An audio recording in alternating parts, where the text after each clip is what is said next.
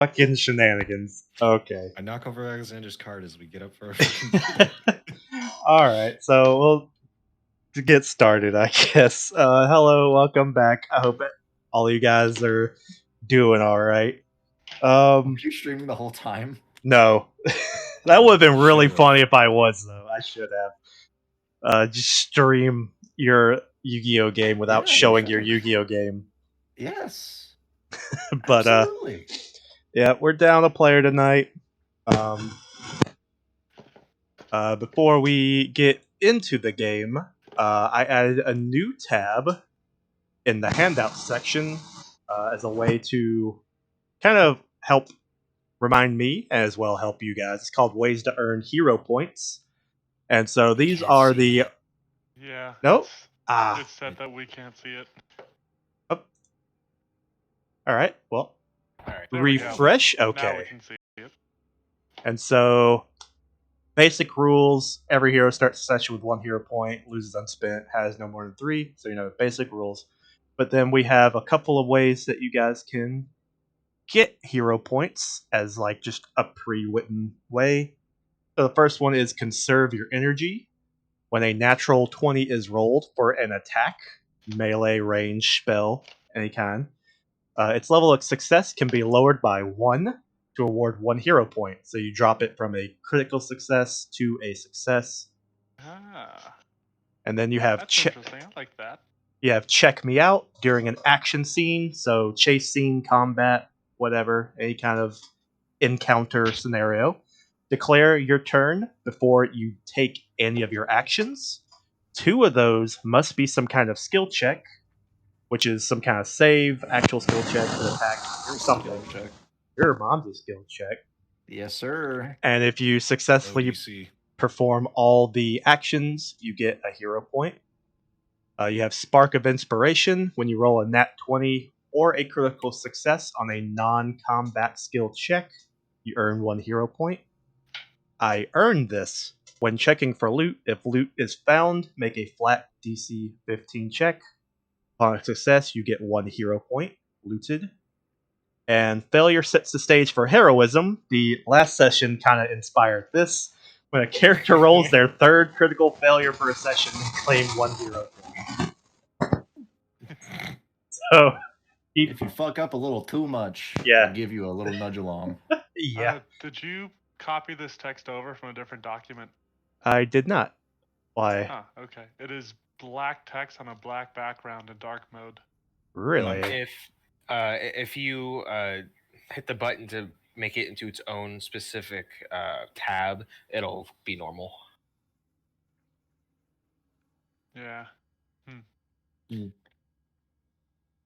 Left click, drag, highlight all. Huh. Also, it's more like black on gray. It's easy to see for me.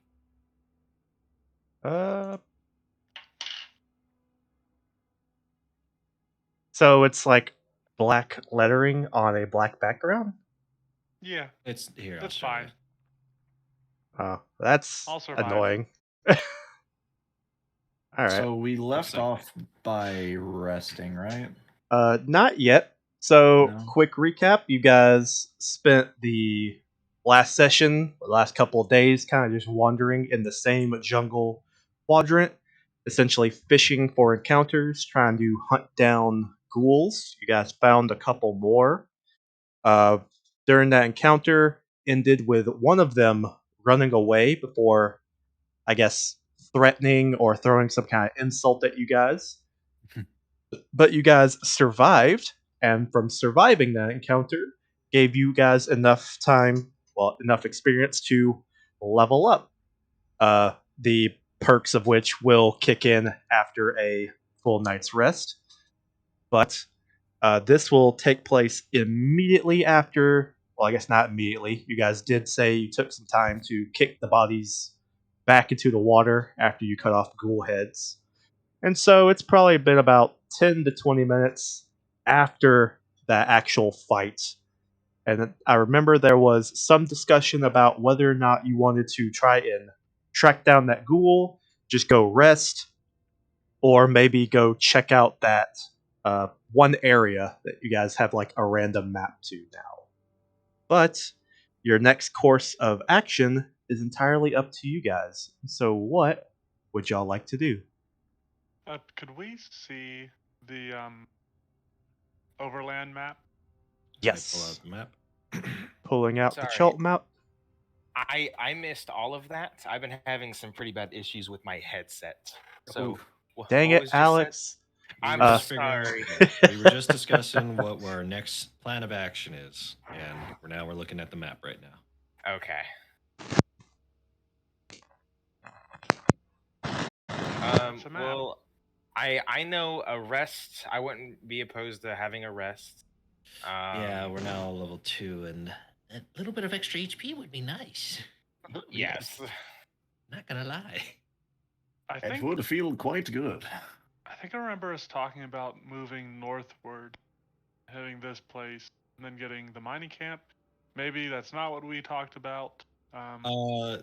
There was the discussion of that, but there was also the discussion of do we chase the ghoul because he gave us a threat?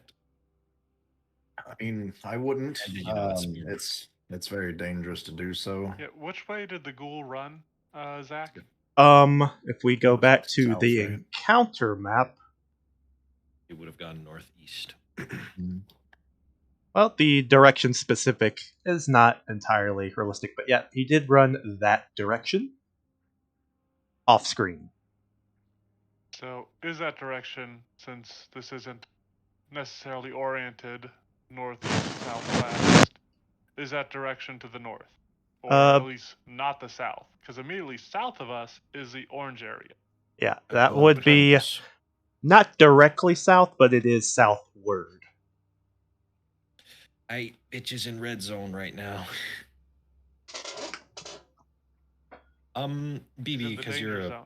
you're you're fashionista of the rules.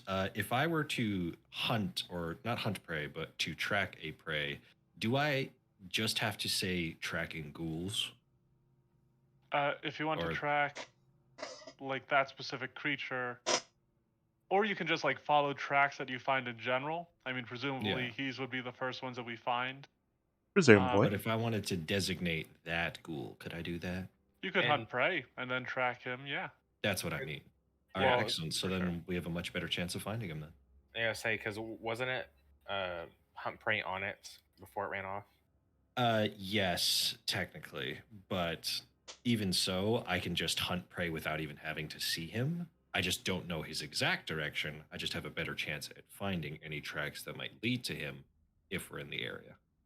Gotcha. It might just be another Google. Who the fuck knows? So far, all their tokens look exactly the same.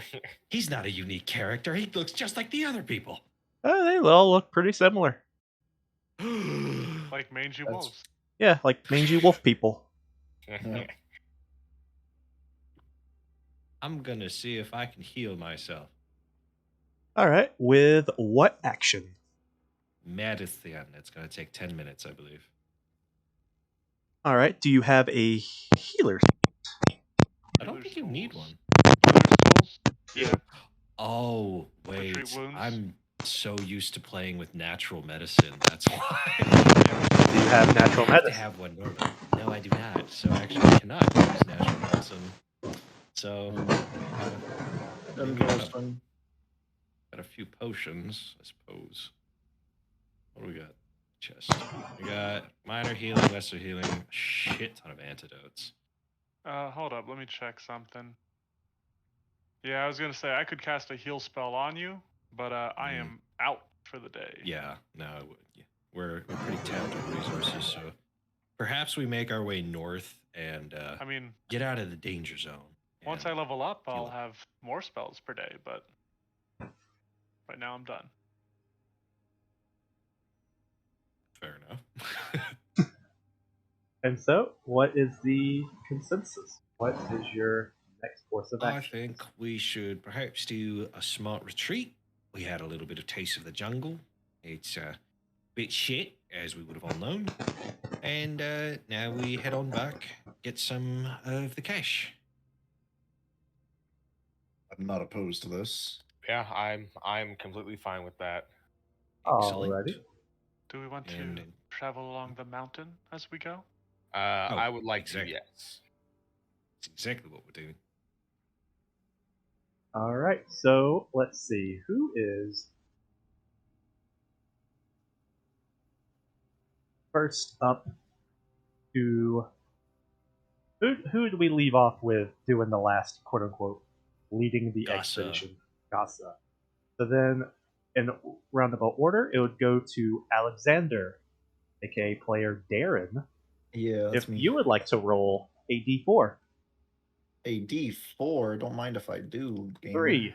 All right, and now you have control, or should have control, of the BG's token, and you can move that up to 3 of these quadrants.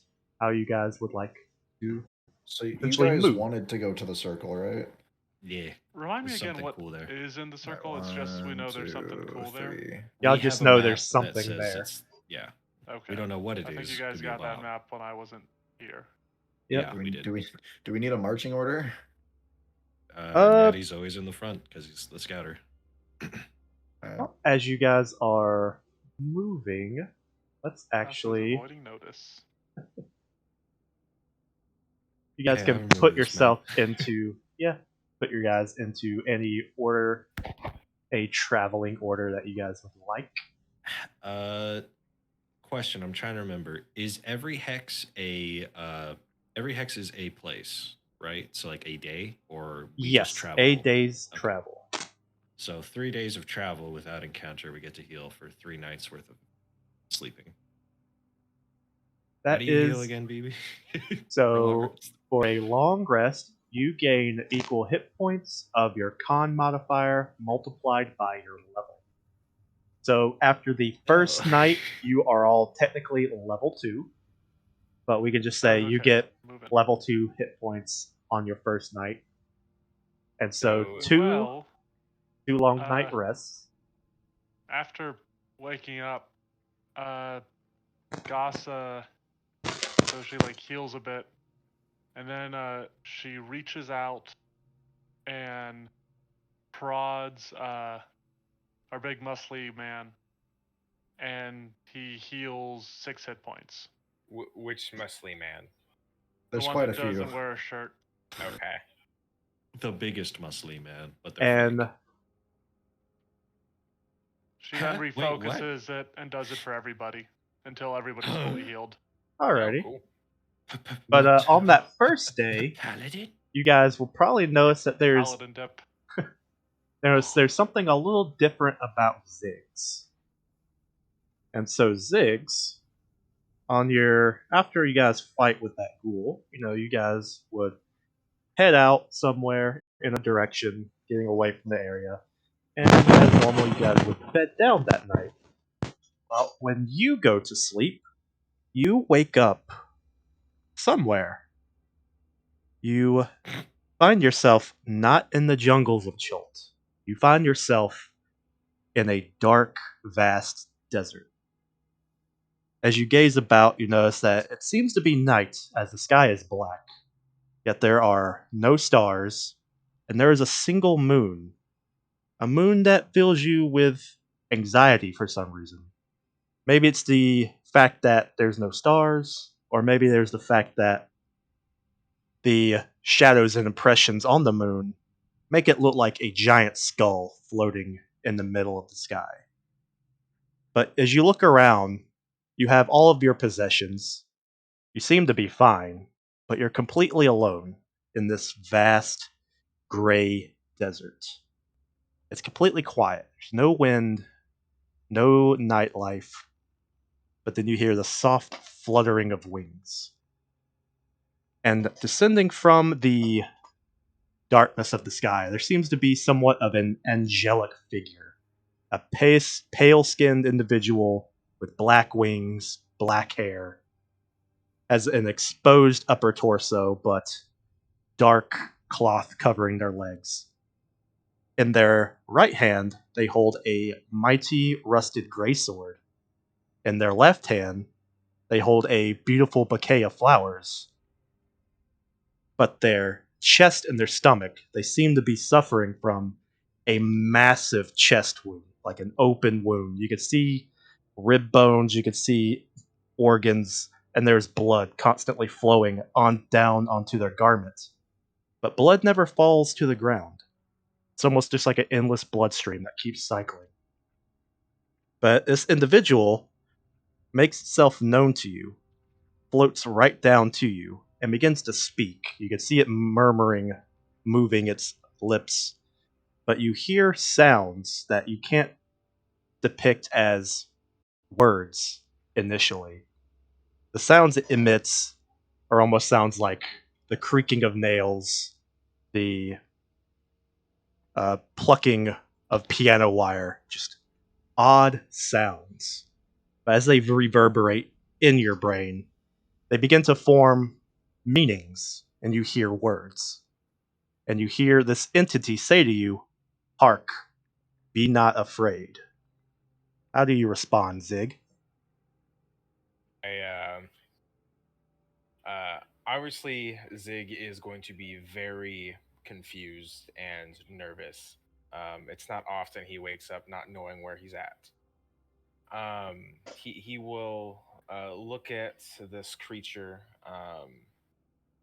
very carefully, and if it poses no threat, I will try and greet it nicely.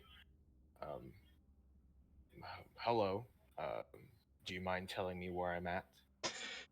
He says, "I have transferred your consciousness to the boneyard. Your body still lies in Schult, safe amongst your allies. But I needed to have a consort with you. I needed to speak to your soul. I could see that there is a reason that you prowl the jungle. You seek something, and it is something that I seek as well. Will you aid me?" I don't see why not.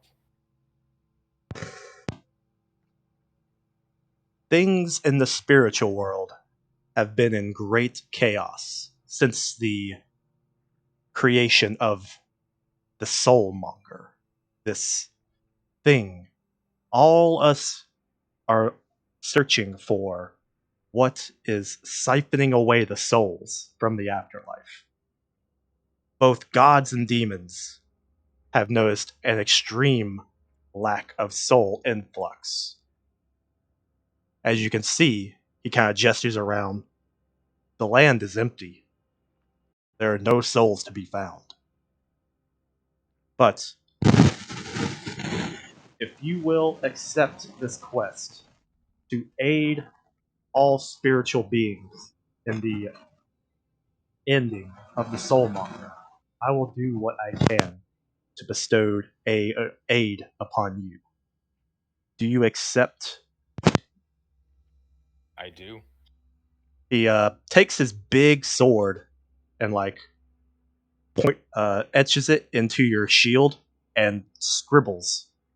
He marks into your shield a giant spiral, and then he holds out the bouquet of flowers and says, "Take and eat." Do you take one of the flowers? Yeah, I mean, I don't think it's a smart idea to not do what this person says. So yes. All right, so you take one of the flowers. They're all different kinds, all very beautiful, but you just take one at random and put it into your mouth. And at that instant, you wake up, probably with a jolt, almost like you're having a small nightmare. And you find yourself back in Schultz. Everything seems to be completely fine. Everyone around you is there. Some are asleep doing their morning routines or whatever. And the only thing that you notice is a reminder is that your shield, someone has carved into your shield a giant spiral. But other than that, everything seems to be fine. After I would wake up from experiencing that, I feel like it would be a good while before Zig would settle back down enough to continue his rest. You 'Cause do that note was very wild. you do note that you do feel different. And if Okay. you begin to experiment with these feelings, you find that you do have new powers. But how much you want to divulge that experience to everyone else is up to you as you guys continue for 2 more days of trekking through the jungle following that little map that you guys found. And since Darren was the one who rolled the expedition map, go ahead and roll me percentile dice. Oh boy. Yeah. Yep. I'm going to start letting you guys roll for your encounters. 62. Yeah. Love it. I love rolling for my own fate. At least it's not a nat one. Ooh. Yet. Yeah. Yet. Which Don't honestly, excite me. a nat 1 for percentile. It's the number has no real indication of what's good or bad. The whole spreadsheet is pretty random with what you could Yeah. get. And so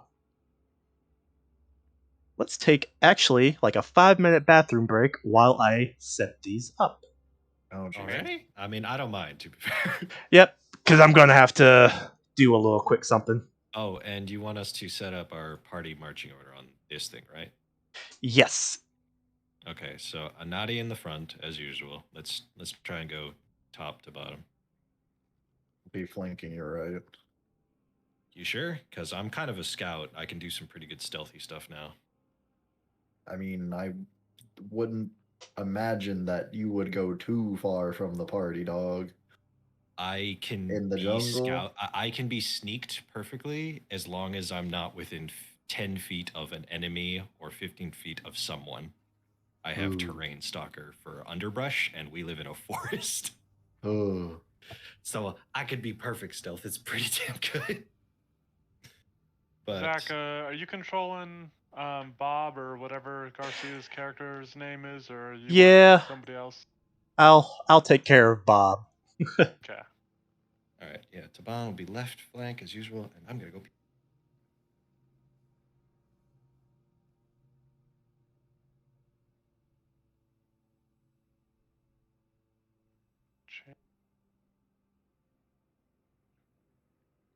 Bye. Hello. Thank you. Hi, Zach's Ah. mom. Alex says hi. I said hi. She says hi. She just brought me some food. Food.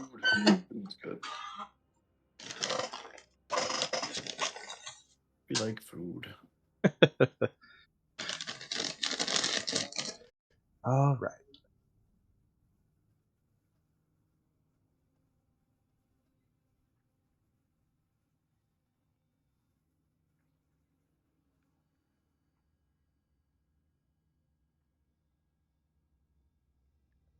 All right, that should be fun. Hello. All right now. I mean, today said you're going to Dalton. Yeah. Thank you. Love you too.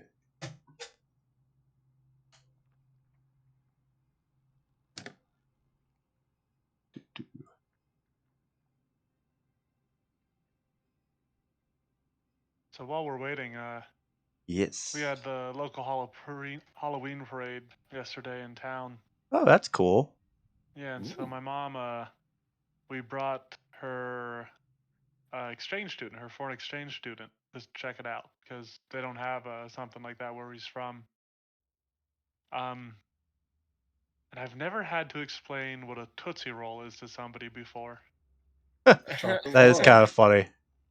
That's a chocolate log. There you Yeah. go. Yeah, no, I told him it's chocolate, and he's like, "Oh, good." Chocolate wax. Syrupy chocolate. Yeah.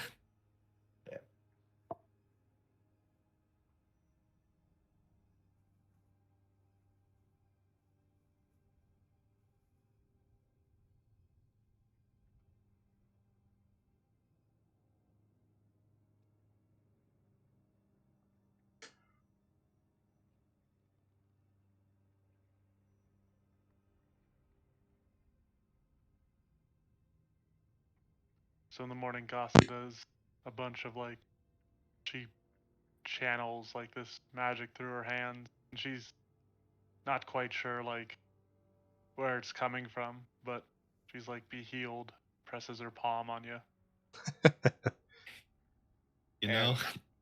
And if anyone asks Zig about the new markings on his shield, I will, give you some of the information, kind of like just, the general stuff, but I won't go very far into detail unless I'm pressed. So what you're Alexander saying probably is, doesn't even know that it's changed. He's probably just like, oh, yeah, sure. While we're waiting here, we can marking. just do the roleplay. Alright. Zig, what happened? I kind of look down at his shield, and I think as well as this roleplay is going on, I think it happens at the same time. Goss is doing her new healing, and Nadi's just like, nah, it's Gossa. Normal Well, her. I think I spoke to a god. I think, and they asked me for some help. Right. Yeah. Basically, I just gotta keep No. killing those dogs with mange. I mean, it's Oh. not terribly difficult to speak to a god. I speak to one every day. Doesn't mean they speak back. Well, to this one, he had a really big hole in his chest that was like constantly like dripping blood, and it was actually pretty wild. He had Can I make a religion check on this? like a really big sword, and also Like, I try to identify this. a Sure. bunch of flowers. Are you and he trained made in me eat religion? one of the flowers. Yeah, I am. Okay. So 23. to I'm just going to identify. assume you're crazy, because that does not sound like a nice god to me. Yeah, he was talking about on how all of the souls are missing, and he asked me to help him figure out why and to stop it if possible. Sounds like it kind of aligns with our goals.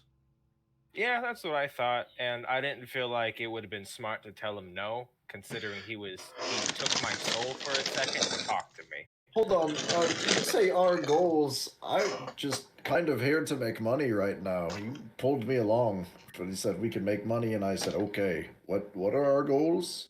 Sorry. Oh, yeah. That's a Gossa good holds point. up the 3 ghoul heads, making money. Right. Kinda. Now it's I something mean, about souls and what? wait, you don't know what's going on? I know that we're killing ghouls I thought for you said you were money. local, but well, okay, well, I don't leave the port very much.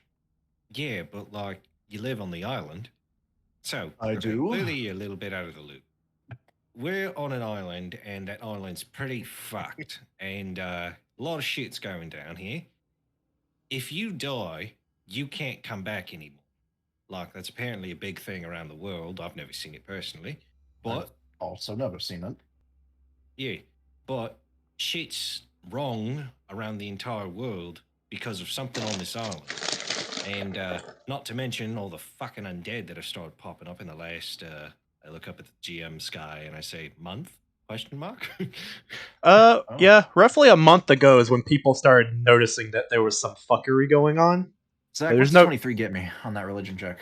Oh yeah, that's right. So we got segued into other things, but with a Yeah. 23, you put some of your priestlyhood training to how he best describes what he experienced, and Big you hole in don't. the chest, constantly bleeding. Sword bruises something. Yeah, you don't think he talked to a god, but he definitely talked to a divine figure, a relatively not well known, but in certain circles Blasphemy. is pretty important. It's an entity whose name is Mirtiru, You spell and that for me? Mrtyu. Mirtiru, Okay. There's one two R, R's. Yeah, There's- yeah. and he is a very, you could call it high level psychopomp, which is essentially they're the Grim Reapers of Pathfinder. They're the people who guide the souls through the afterlife.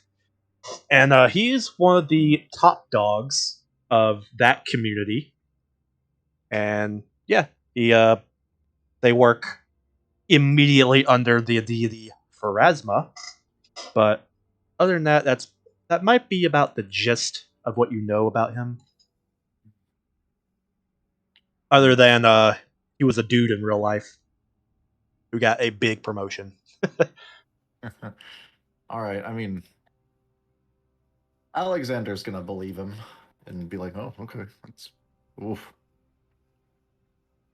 Yeah, it was really, really weird that I was. It felt like I was in a desert, but with nothing around me. But the biggest thing is that there weren't any stars, so it was really, really uncomfortable. Is the And boneyard well known? Yeah, the Boneyard is the basic for the afterlife knowledge. That is Right. where Okay. all souls go before they are essentially divvied up to their actual afterlife. Everyone goes to Pharasma and be like, okay, you worshipped who? Or you pissed off who? You're going here. Oh, did Gotcha. someone... I think someone just followed. Thanks for the follow. hey, it's Recon. See, making sure I got all of you guys on this new map. Why is this not clicking? There we go. All right, gonna kind of scoot you guys back. Oh, there you were. All right, so this map's a little small. We'll just say that a Nadi is actually on the map, and everyone else will have to, since there's like the distance between y'all. The rest of y'all will have to use an action to get onto the map, quote unquote. But yeah. On your third day of traveling, you guys head to what y'all think is that location on the map.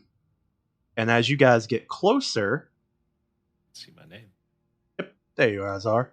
As you guys get closer, you can start hearing roaring and screaming and gunfire. And Fuck me. as you guys get closer to what you think is the destination on the map, you guys are getting closer to the sounds. It's still kind of jungly here, even though you can now start to see the mountain.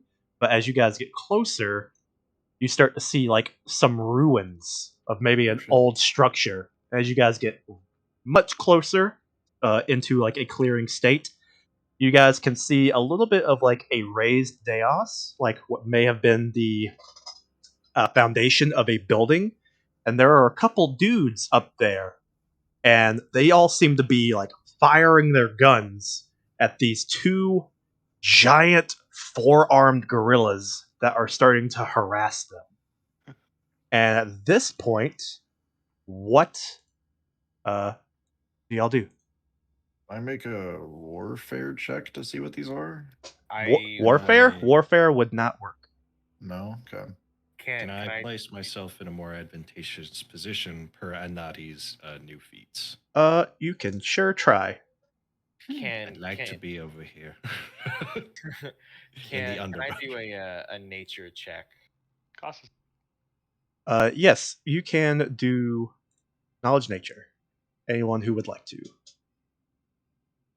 With a 15, Closer to the rock. you don't know anything other than these are some big gorillas. These are some big old monkey boys. I'm not trained in Monkey. this, but I'll give it a try. All right. With a 17, you recognize that these things are something called a Goralian. As I said before, they are big, four-armed gorillas. But with that, what is something you would like to know about them?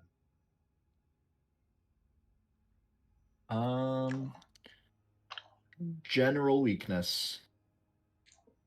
So, weaknesses and immunities, to which, none. None. No weaknesses. Good to know. They have no Alright. weaknesses. They're undefeatable. Run, run! Alexander's gonna be like, "Oh shit, those are Goralians. They're pretty tough motherfuckers." But you can see that there seems to be, at least from your viewpoint, there are three dudes trying to use the ruins as some like very garbage cover, and they're like taking shots bow at the gorillans, who will occasionally pick something up like a boulder or a big old log and just chunk it at them. Anadi's gonna look at his crew and be like, and do like a hand gesture of like, "We going in or we staying back?" Casa gives you the thumbs up. Just in, out, what? Alexander's Maybe I'm already not supposed making to- a motion to like he's like preparing to like rush forward. He's like he's like jumping up and down. Casa Well, Shaking his as you arms. guys are deciding what back. to do, Thumbs let up. Yeah, you. as you made guys his are retreat deciding what first. to do, let's get everyone Yes. to roll initiative, just cause. Excellent.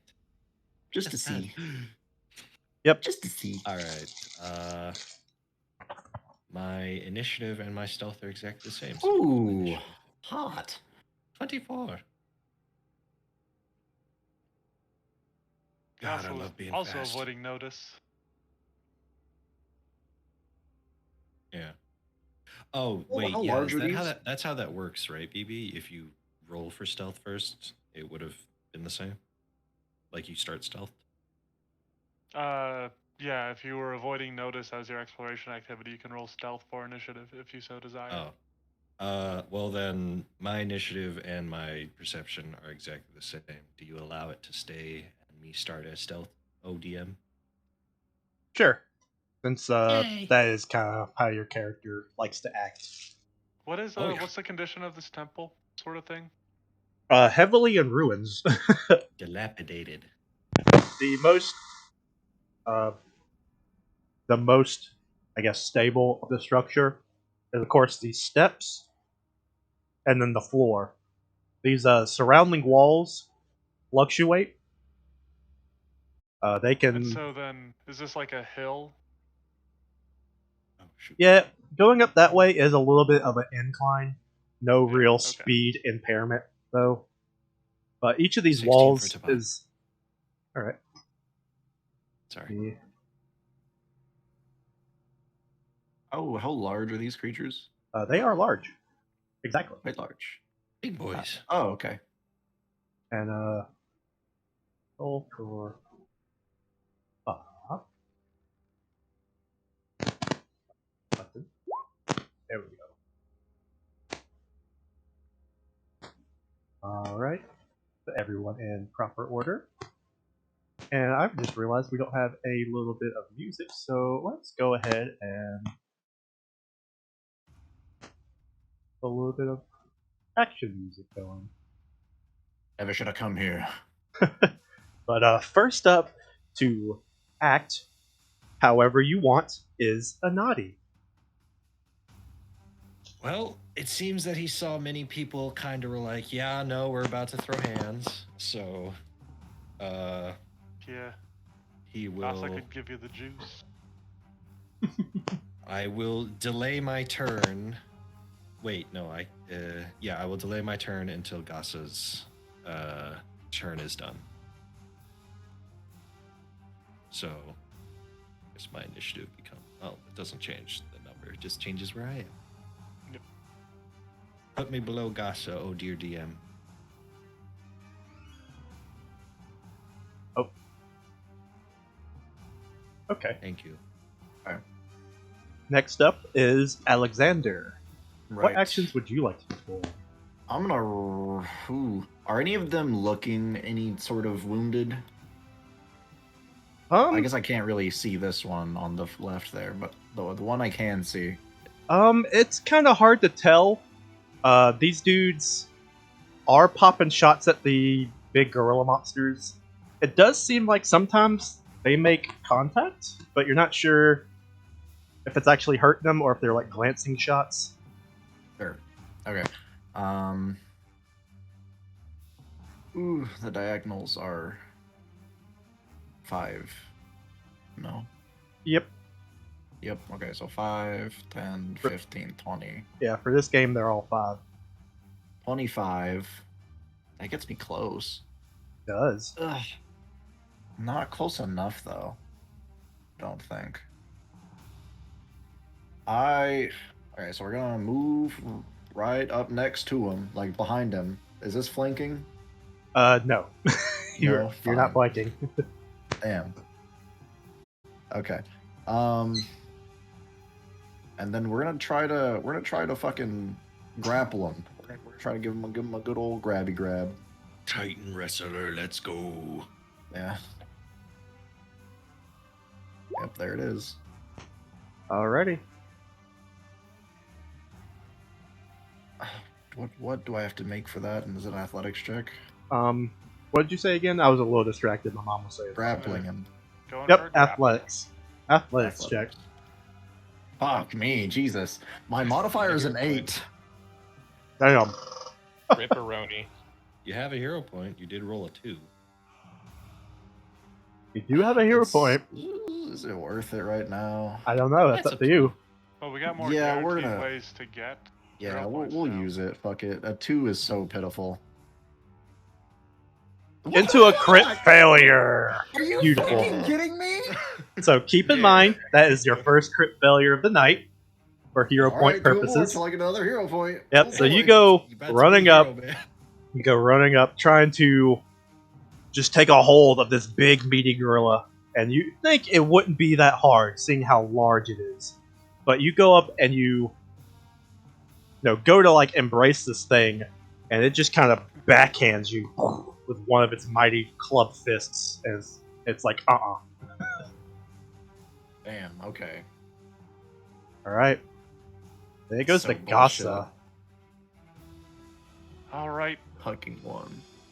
Gasa. Oh, I just Actually, saw you we know have what, a sorry. commenter. Let's see. You can go ahead. Oh, Gasa is she's gonna cast 2 spells this round. So the first, she throws magic weapon on Anadi's crossbow. Are you sure? Yep. Because the second thing she's gonna give him is guidance. ooh.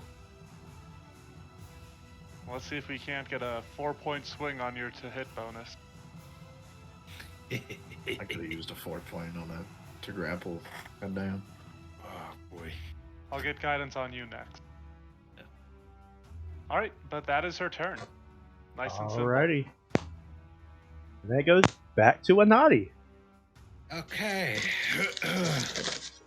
Hunt prey. Which First one? turn. The one that is near Alexander. Alrighty. You are hunting And that one. And because we heard the noises and all that, I will assume that we had already drew our weapons and such. That's entirely up to y'all. I'll let y'all.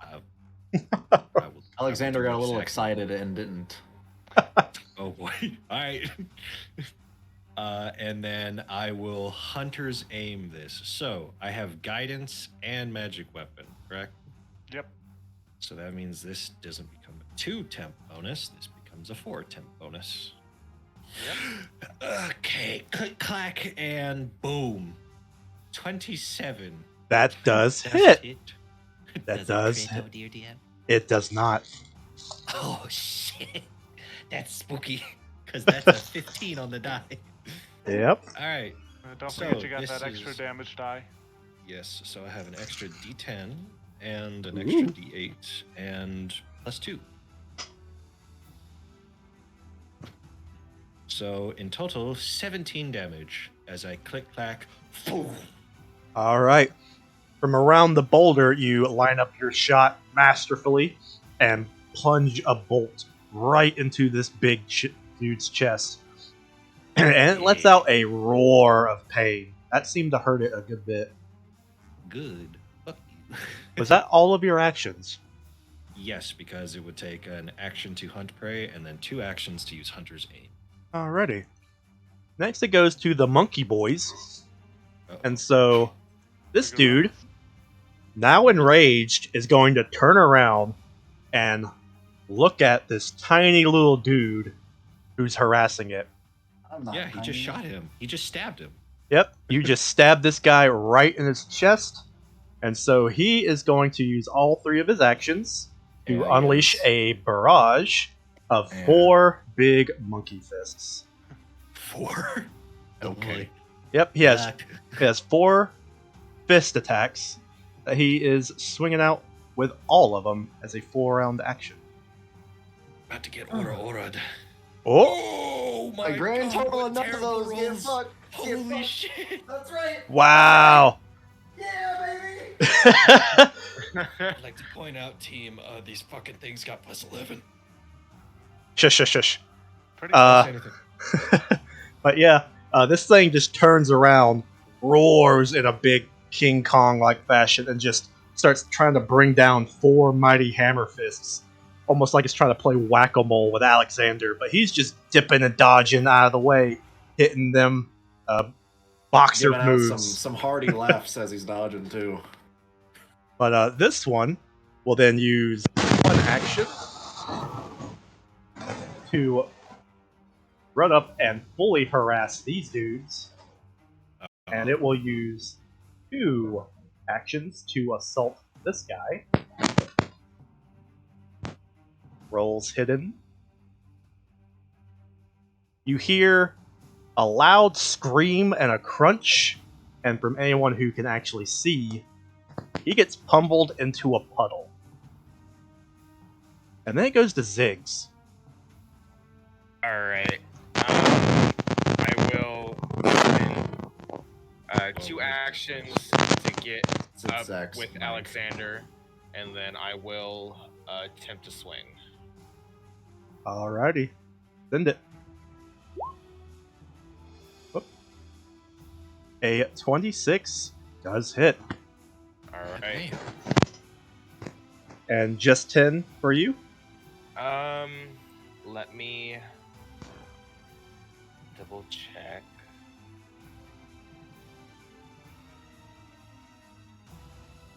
Yes. Alright. So you go running up, take your brutish looking axe, and just whap! Bury this thing right into its thigh.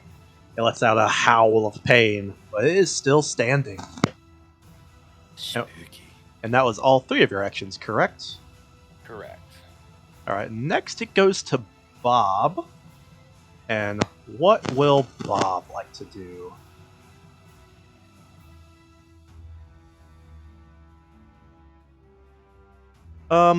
Playing it a little bit safe, Bob is just going to move up a little bit. Up. Hola.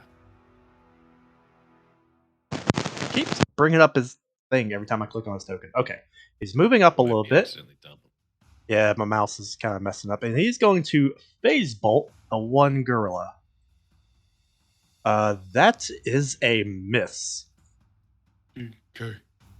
Donkey Kong. And then it goes to Taban. Taban. And there's Funky. He's dead. Taban has a speed of 25, I believe. Where is it? I don't think we ever marked her speed.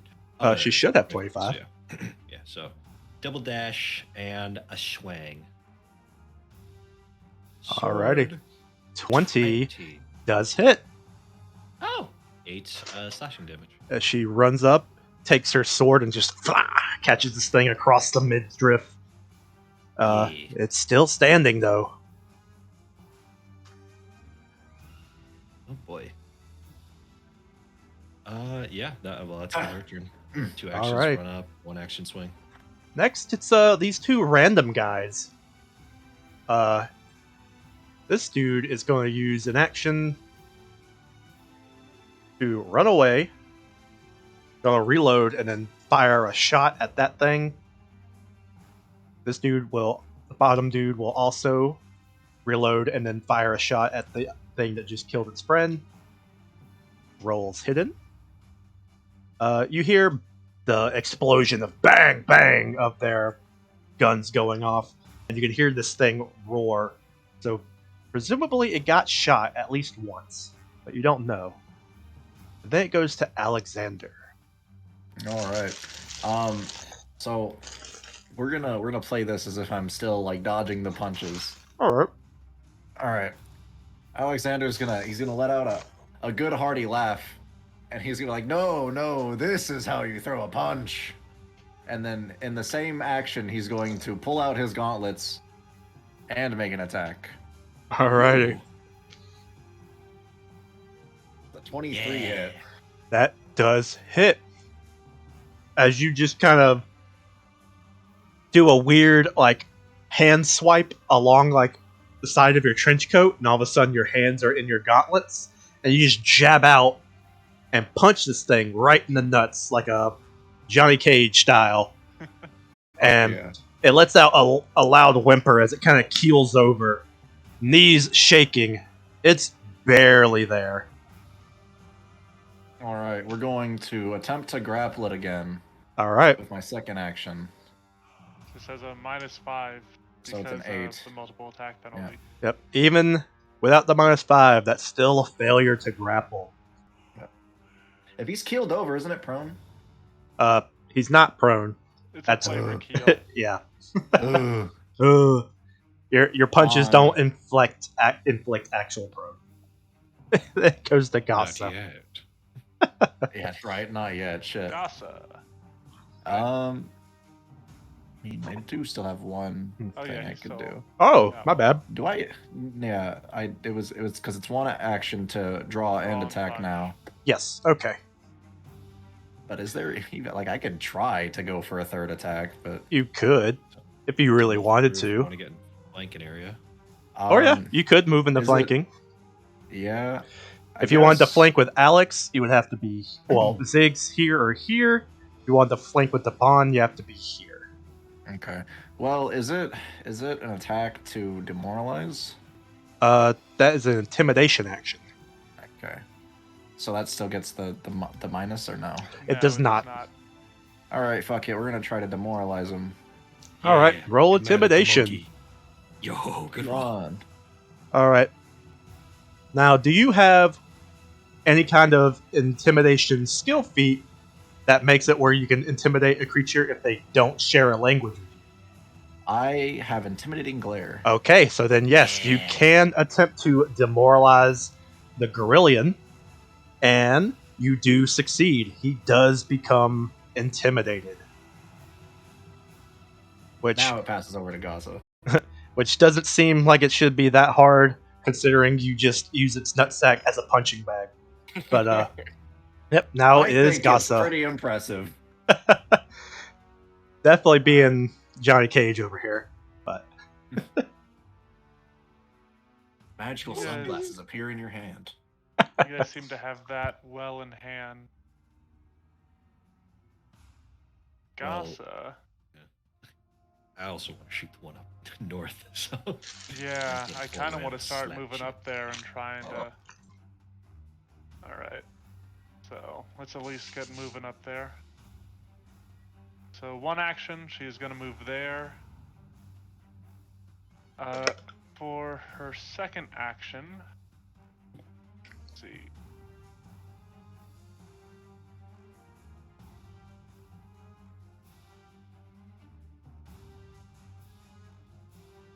Damn. Alright, for her second action, she is going to use her brand spanking new reach spell feat alright. to cast guidance, because that is only a single action spell, on Zig from this distance. Alrighty. So Ziggs has guidance now. Yep. And that's just a +1. Okay. +1 on the next roll of your choice before the start of my next turn. Alright. And that'll be it. Alright. Anadi. Hi. First off, reload. Yep. I will. Yeah, I don't want that big monkey to attack any more of these randos. We got 2 people who can do focus rehealing now. So I will transfer Hunt Prey over to Top Monkey and then fire a normal crossbow attack. Alrighty. Send it. Pew. 827 again. does hit. And let me roll that extra damage.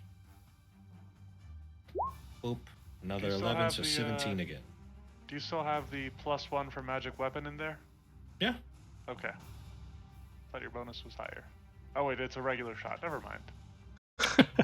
Yep, I didn't use Hunter's Aim this time. Yeah, yeah. So Maybe next another. Boom!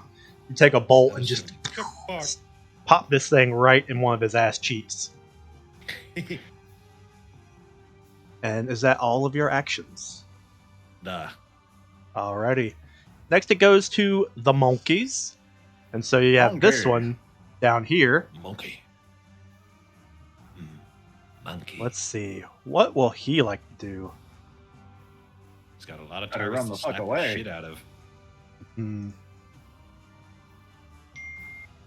Make fun of him. Hell no. No, actually, that is a valid point. At this time, he will use an action to attempt to run away. Because he is heavily wounded, and he's also just an animal. I will use my reaction to take a swing at it. As Alrighty. will Taban, if you don't. Alrighty. That'd An be a 18, a 19. Right on the nose. Oh, At it gets this- it exactly. Yeah. Awesome. I love when I can do It that. meets, it with a beats. spell. So it goes to turn and run away, and you kind of just swing, slashing one of its Achilles tendons. It kind of falls over and cracks its head on a rock somewhere, and it stops moving. But there is still one monkey left, and it will use one of its actions to move up, and then it will make 2 more swings, or I guess attack actions, at this one dude up here. It's a far distance to attack from. What's its reach? Well, it's large, so it can hit 5 feet away. 10 Huh? feet. I mean,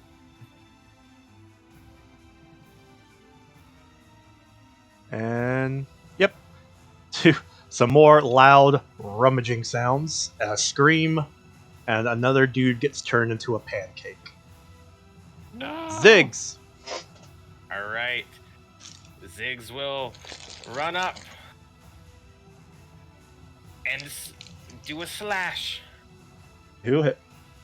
That hits. All right, for 10.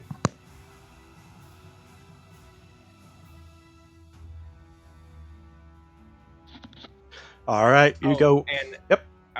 Just for reference, the on crit, this stuff doesn't happen on crit. I just put it on there that way I don't forget it, because the forceful does extra stuff when I swing it in multiple turns or multiple times in a turn. Alrighty. Oh, hello, Death Stop. Thanks for tuning in. Alright, so action to move, action to hit. Do you want to use a third action?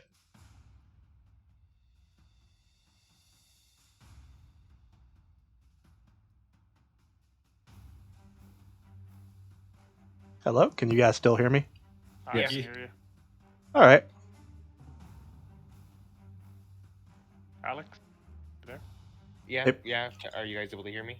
Oh, Yeah, yep. yeah. Okay, Now we okay. can Okay. get one more action. Yeah. Sorry. That was my final action. Oh, okay. Yeah, because I added use 2 to get up there.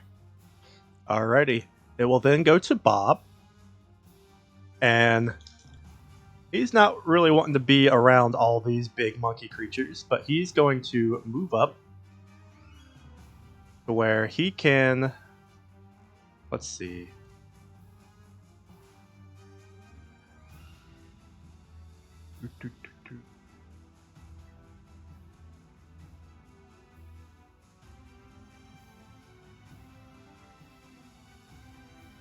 Did you just use your guidance on that one attack?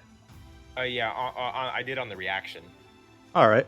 So then he will step up to where he can see you, and he will give you another guidance. And then it goes to Taban. Taban will action. Yeah, that's 50.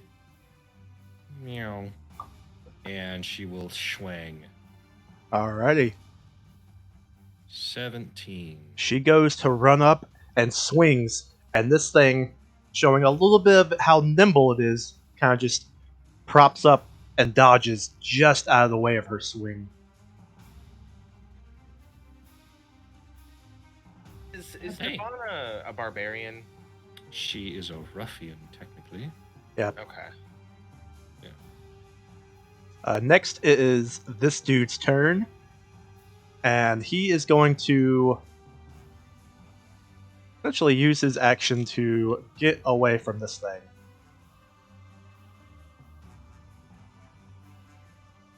Good. Now that you guys are body blocking for him, Alexander. Hey, motherfucker. Don't leave. Yes. I'm going to. Stop him. I'm not going to stop him. I'm going to tell him not. Try not to go too far. It's much more dangerous out there without us than there is here with us. That's fair. And God, I can't. I don't know if I should just leave him though. All right. Go 5, 10, 15, 20, 25. 5. Can I move into a space occupied by another person to pass through? If they're friendly, yes. All right, 5, 10, 15, 20. And then you're going to go ahead. I have to pull my character sheet back up. Ooh. If you're wanting to flank with Taban, I would go up a diagonal. This one? Yes. Sure. Okay, that's fine. And do I get a bonus to grappling if I'm flanking? It I doesn't mean, change their save, so unfortunately, no. Fuck. Okay. Yep, we're just gonna go in for the punch. All right. And with that is a hit as you run up behind it and just like punch it behind one of its knees. This thing uses its arms and boom, just holster itself up, lets out a mighty roar. It's still going. Is there a bonus to flanking attacks?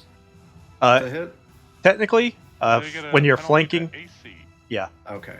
So it's not a critical then? it is not. Lame. Okay. Yep, that's it for me. All right, Gaza. Gasa, alright.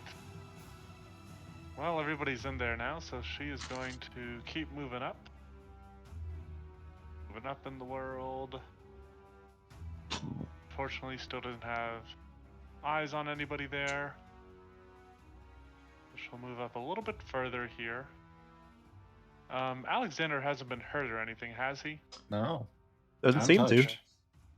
You guys have been Um, whooping ass this fight.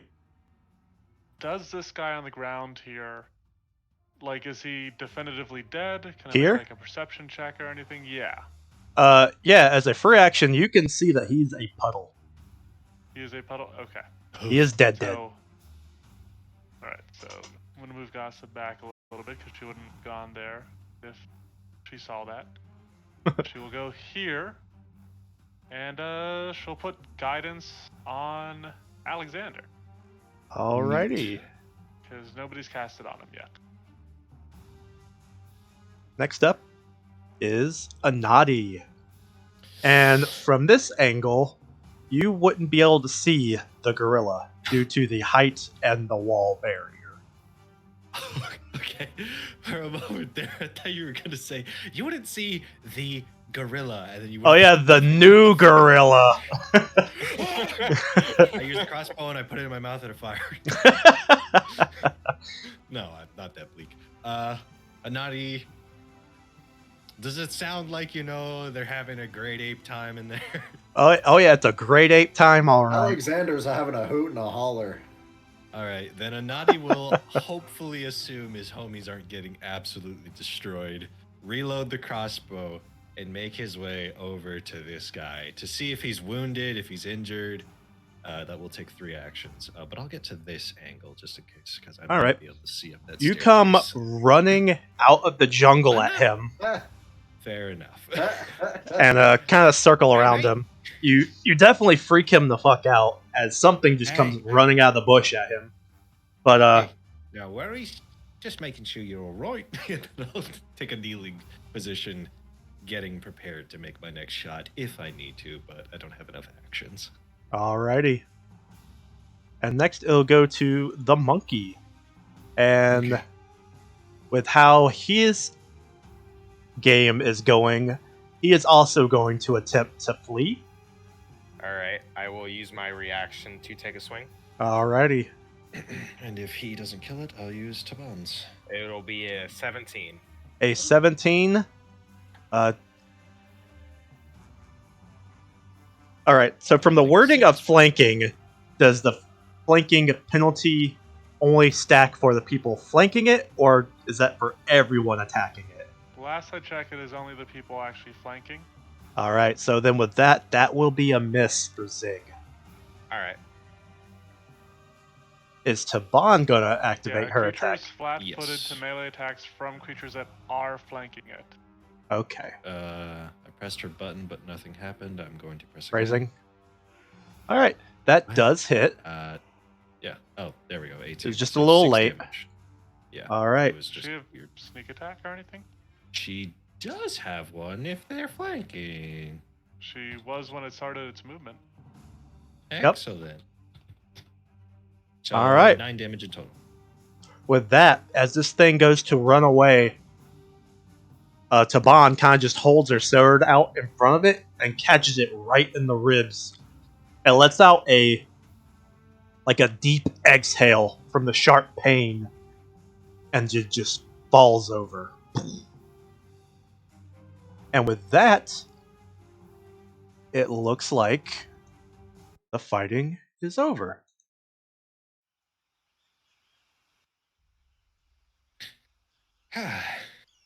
Alexander's gonna rush back over to this guy. Yeah, I'm with him right now. And I will go over to this guy to see if he's like dead. How mulch is this guy? How what? How mulch? Oh yeah. These two individuals, they are basically human jello. These gorillas came down with all their fists and just boom, crushed them into meat puddles. They're done. All right. Are there any goods left on him? If you want to rummage through the bloody mess that is their remains, you could probably find something on their bodies. Kind of want to surround this guy first. All right. I wasn't surrounding him as I got here. I'm just calmly standing up. The rest of my friends then rushed over. All right, but Weapons still drawn. yeah, his weapon's still drawn. He has like some kind of flintlock gun in his hands. He's very exasperated, but he's like starting to calm down now.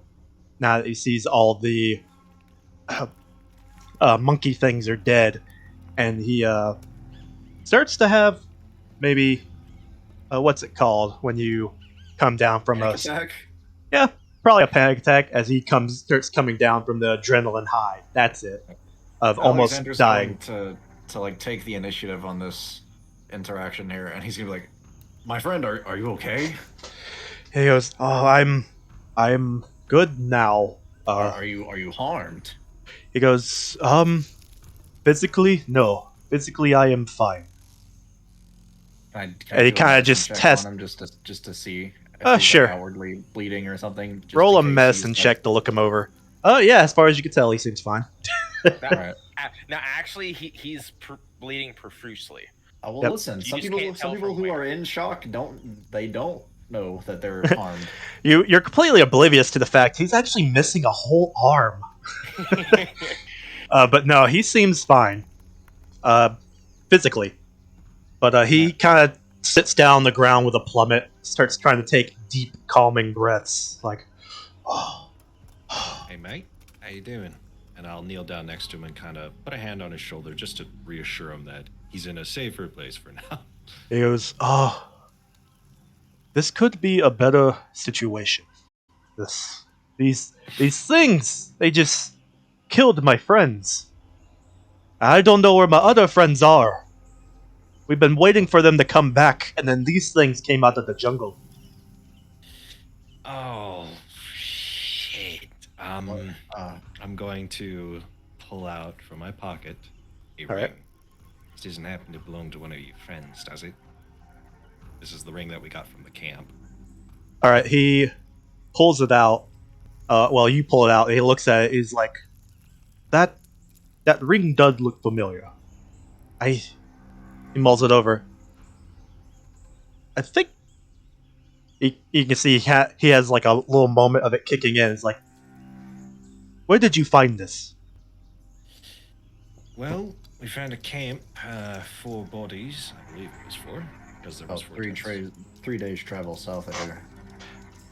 A little bit more east, or west, sorry. But yeah, your companions didn't make it. He's starting to freak out a little more. He's like, no, they can't all be dead. I'm going to take his hands into my much larger hands, and I'm going to say, look me in the eye. It's kind of hard for him to do that, but he does it best as he has like those shaky eyes. He's trying to look at you in the face. None of us here are strangers to loss, but you hold the spirits, the hearts, and souls of all your friends inside of you now. If you would like, you should move forward after you are done suffering. You should so this does not happen again. Protect those around you. Can you do this for us? Make a diplomacy check to see if that gets through to him. Oh, nope. With a 10, no. He's trying to take everything in that you're saying, and he's like, you can see he's conflicted. I don't know if I can. I'm gonna raise a hand to Alexander, and just not like as in like a please stop. Before that happened, do one more thing. I'm going to Okay. I'm going to remove my hands from him. Okay. I'm going to hand him one piece of silver. I'm going to say it. Very well, but may Rory guide you. He kind of just looks at the piece of silver and is like, he's confused. Like, what is this? It's a bit of cash, mate, and I'm going to help this get. I'm not just gonna stay near him. In the moment, because this and the fact that Alexander just said that activate some things that I'm going to have a talk about. But in the moment, Anadi's going to just try his best to take care of the individual, make sure he doesn't do anything stupid, and if he starts to hyperventilate, breathe easy, calm yourself, here's some water. He kind of confusingly pocket silver coin you hand him, but he's like kind of brushes through his greasy, sweaty hair, his hand, and well, I don't know how I could really thank you. If all of my companions aren't coming, if all of my companions aren't coming back, I can't carry the treasure back to town by myself. So you and your friends can have whatever you can carry. A motions in the temple. Fair enough, mate. But listen, if you need some help going back, we're making our way to Fort Bella something. Close enough. Making our way back up to the Fort Bella, and if you'd like, we could travel with you. We have more than a few rations to spare. And perhaps from there you can make your way down to Port Nyanzaru. He's very appreciative to that, and he will definitely take you with me on that. All right. What's your name? My name is Johnson. Lovely. Port Nyanzaru local, that's for sure. Oh yeah, he does seem to be a local, or at least of Choltian descent. Yeah. Okay. Excellent. All right. But yeah.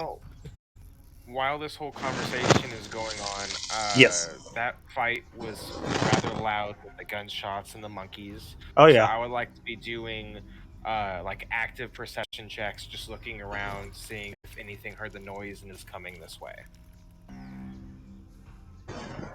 A 9. You don't really notice anything. You are on edge, though, as you are just scanning about the area. You probably set up posts somewhere, maybe one of these more Alright. elevated spots. And you're just trying to keep an ear out, trying to keep an eye out. But you don't notice anything.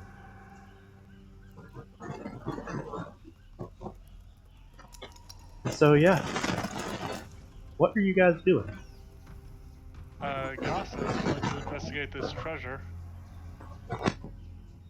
Alright. And while I'm keeping watch, I can also help her do that if there's a lot. Alright, so move yourselves to there's over anything this far right corner. Yeah. The people who are wanting to play with the treasure. As you guys look up, as you guys go up here, and he'll kind of sort of point out, he's like, yeah, it's under there.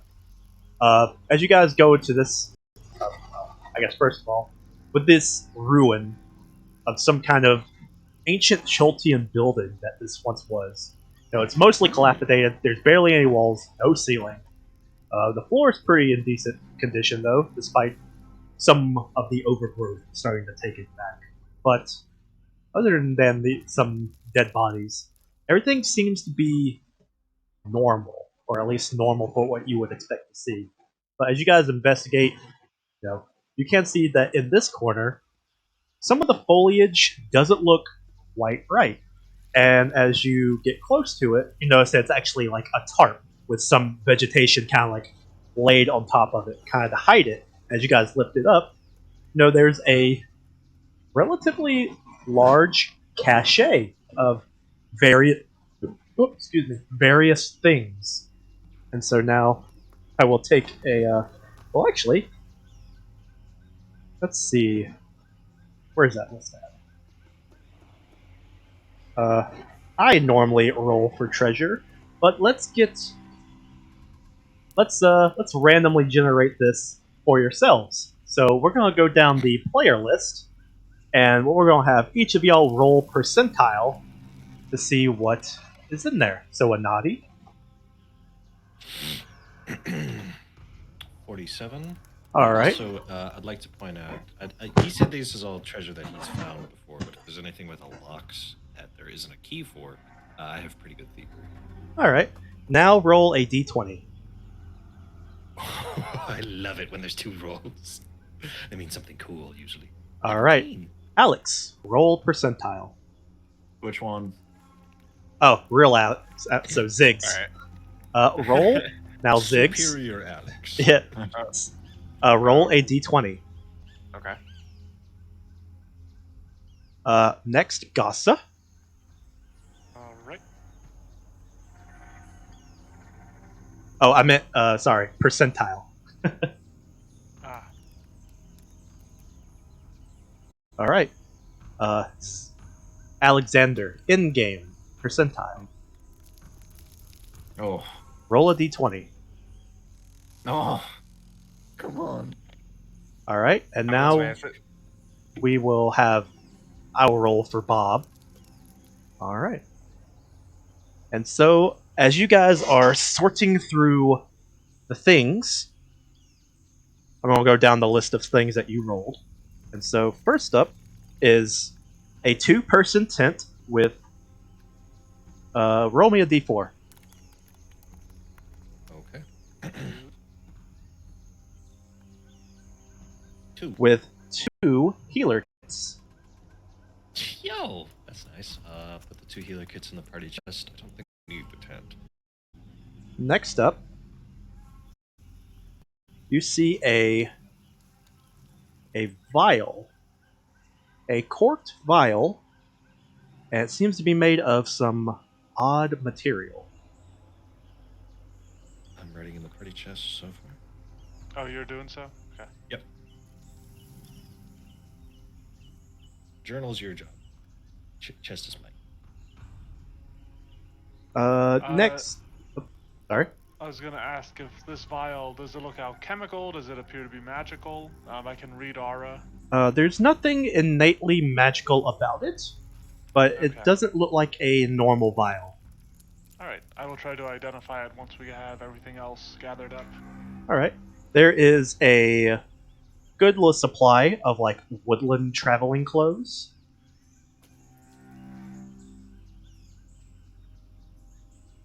There is another fancy looking knife. And then there is a chest full of Shit. various, if anyone opens it, various amounts of, I guess you could call them trinkets, treasures. There are all kinds of various things like rings, cups, maybe some nice looking gown, Okay. various Just making sure.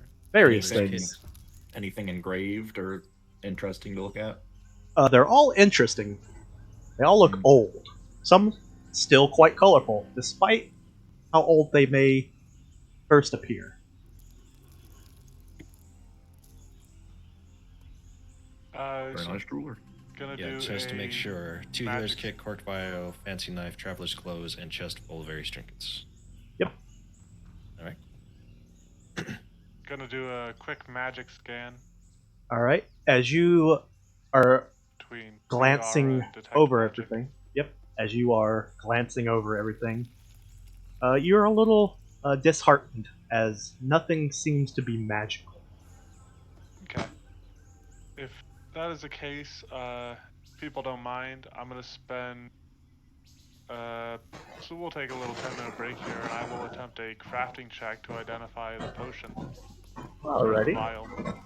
Oh, and I guess there would be some like, along with the clothes, there would be like some supplies of like food and water, but that's it. And if you are attempting to identify the vial, go ahead and make a craft check. Okay. Here we go. 16. Maybe. All right. One moment, I lost it on the page. All right. So this vial, it is quite interesting. It has an odd color, an odd texture. It's definitely not some kind of glass.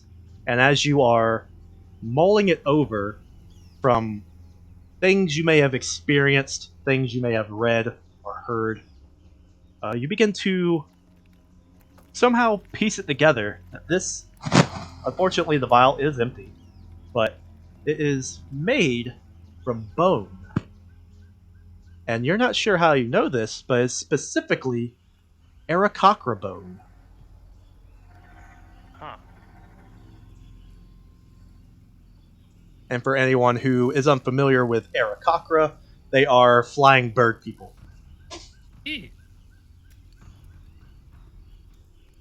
have wings on their backs rather than their I'm arms. surprised you can make anything out of their bones. It's brittle. Yeah, no. It's a little bit why it's impressive. Yeah, must have been a you've- fine you've- craftsman. While you can use this to store a one-time use of something alchemical, with it being of such an odd material, it might be worth a little bit of money to certain people. You're not sure exactly how much, but you know that might be worth something. It's interesting.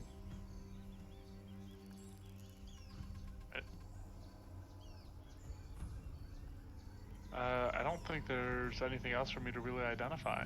So I'm good to press on. Nobody needs any healing, right? No. I am untouched. I didn't realize I was muted. Oh. Was there anything magical in the trinket box? He said there was nothing magical. No. Oh, I missed Gasa that. didn't find anything magical. All right, so two healers kit, corked vial, fancy knife, travel's clothes, chest, various trinkets. Nadi's gonna do a brief look through the box to see if there's anything worth in this box of trinkets. Otherwise, he could probably figure out somebody in town to pawn it to if they cared. Yeah, essentially, as you look it over, it's essentially a chest of various knickknacks, baubles, just all kinds of like artifacts is a good word for them. They're various things of various, I guess, worth. The worth that they may be is very up for debate. But essentially, if you take this chest back into town, it will give you about 50 gold of barter material. Like you can use this to trade with other people for things. Since this is Chult is a very trade and very big trade. Can't talk. Very big trade people. They love to trade and barter. But that's really all that's gonna be about good for. I suggest we take that tent and we just sell it. Fair enough. I think we can fit in the party chest. We're probably going to have to invest in some kind of bottomless bag in the future. Yep. If you guys are taking, I have two-person tents in here. yeah, taking the chest though, it will kind of be like a two-man carry. Two people are gonna have to exert effort to carry it. Won't fit in the party bag. We can Alexander, always just go have ahead. Bob and Taban carry it. Yeah, I was about to say that exact Yep. thing. Make the NPCs carry. You guys are workhorses now. Listen, you don't show up to sessions, and how it goes. Alexander's gonna snicker at the bottomless bag comment and say, "With what? Your bottomless wallet?" I'm actually probably the poorest one here. I have exactly. 1 gold and 1 silver to my name. Maybe it's because I'm spending all the money making sure you're all right. When I walk by him. You're wrong on that. I am completely broke. Oh, you have did? Nice. Gussa has 3 copper. Damn, what did you spend? Oh, wait, yeah, you bought all the scrolls. Yeah. I guess I'm not the poorest anymore, and now he's surprised. I started this game with 0 cash, and everybody was like, "Oh, here's 15 gold." I'm like, "Huh?" But we're all wealthy and friends. So I'd like to point out that the point was that we're all piss poor broke, and you're just reinforcing the point that we are piss poor broke. I'm quite aware of that, Alexander. Are you trying to make a point? I continue walking. But let's see, Johnson.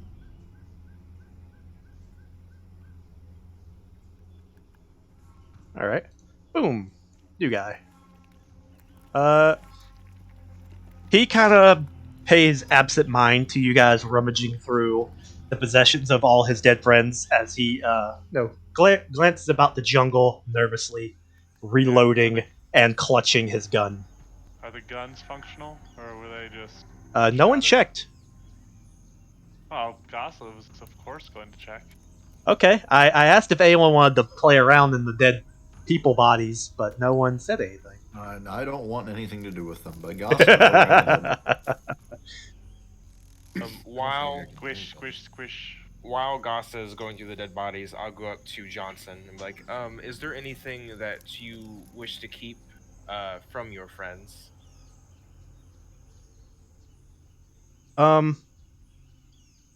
He's kind of not looking at them, but he goes, no, anything that you find of that you can use on their body, you can make use of.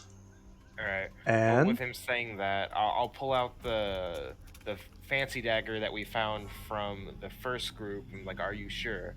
I found this at the camp we found.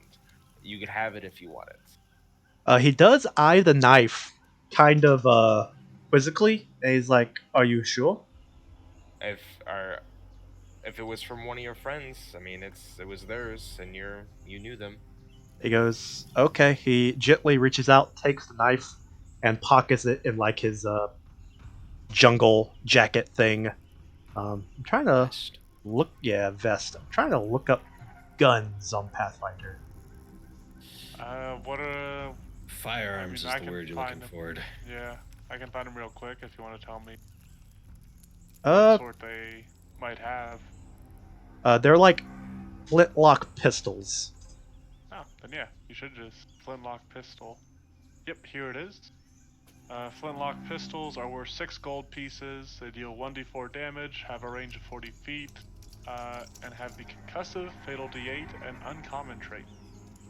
All right. On each of their bodies, you find they have what remains is leather armor. They each had a flintlock pistol, and they each had a short sword. Let's see if the pistols remain unbroken. One is unbroken, kind of damaged, and one is broken. Alright, we'll take it. Alrighty. 3 more gold pieces.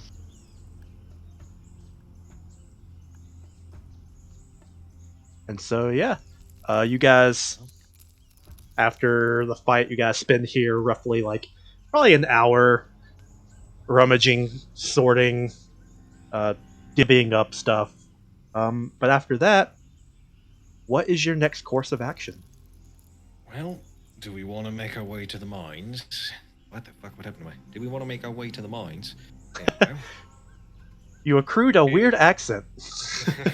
Forgive me, it's what I do. I don't think going there would be a bad idea since it's on the way. Yeah, but then we got to deal with the foreman. I mean, you don't have What I to. was thinking. You only dealt with the foreman because you went into the mine and then bothered him personally. Fair enough. Listen, when you go to a place, do you just tell nobody, like, oh yeah, no, we're just sleeping here? It's a bit more rude to do that. Not like we had documentation to be there or anything. I showed it to him.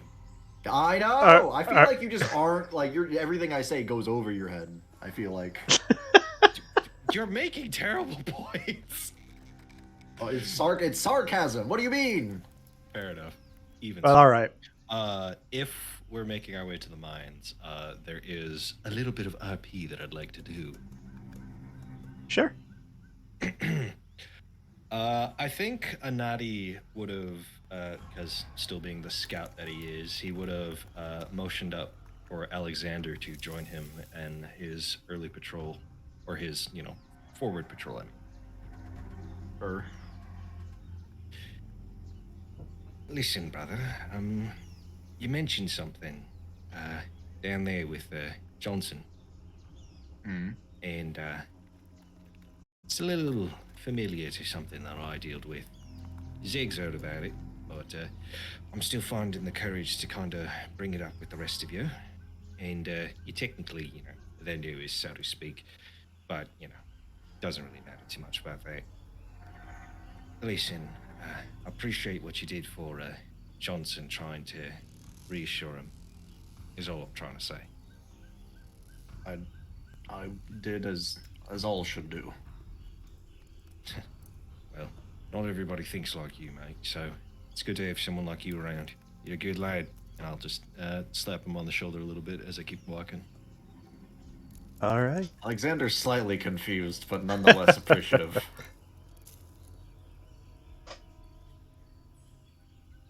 But if you guys are good with the sort of the heart to heart, I believe Ziggs is up for you to do the next exploration roll. So roll me that d4. A 3. All right, so you can move yourself up to 3 spaces. Are we stopping at the mine? That's up to you I don't guys. think we have to. I don't think we have to go to the mine. Because we have the 3 days travel. We can get move back. along. All right. Yeah. Well, I think it's like a safe space on Chutes and Ladders. Like we just missed it.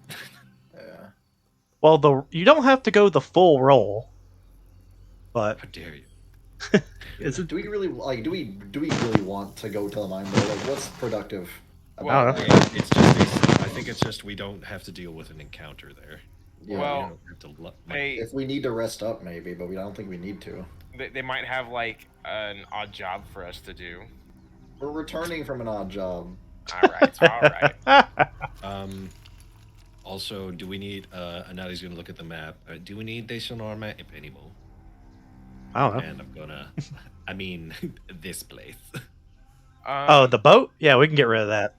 I like the boat. And you know where the arrow is, not where the arrow's coming from. That's up to you guys. Yeah, that's why I'm asking the party. I mean, it's I mean, it might not be a bad idea just to leave it on there just in case for future reference if we ever have to go back there. Yeah. All right, then I'm going to put a name next to it. That is All not right. the right tool. And so, are you wanting to use that third square movement? You only moved it 2 squares. Oh, did I? Oh, sorry. It's really hard to see the hexes. Yeah. It is. All right. Go ahead and Zoom into roll me 200%. percentile. Percentile. Hey! Prehensile. All right.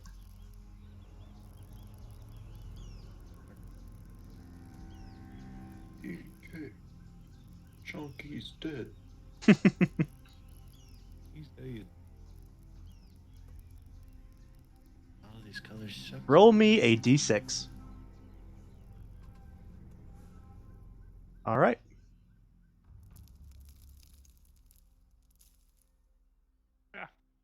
Back Why up. are we on this map again? So This we is would've- this is our loading screen, the hub area. Yeah, a little bit. we would have rested by this point, right? Did you need to yeah. rest? It's 3 days, I believe. Yeah, I'm giving myself my spells back. it's Oh, not that's 3 fine. days of constant travel. It's a day of travel, and then you rest at night, and then a day of Yeah. travel. Oh, I've made 2 Tabons. All right. All right. Oh, Mare. So these 2 are going to be battle buddying the chest. Johnson's going to be over here.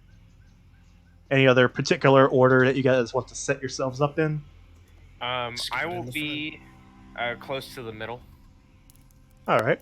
so kind of where I'm already at. Gasa is gonna try to sneak up towards the front as well. All right. Right? Alexander. I missed something and accidentally cheated last combat because magic weapon is a touch spell. Oh, well. We all make mistakes. Gosh, I can't believe you. This is what is known as an accepted game state. Yeah. Everybody was like, "Yep, that's fine."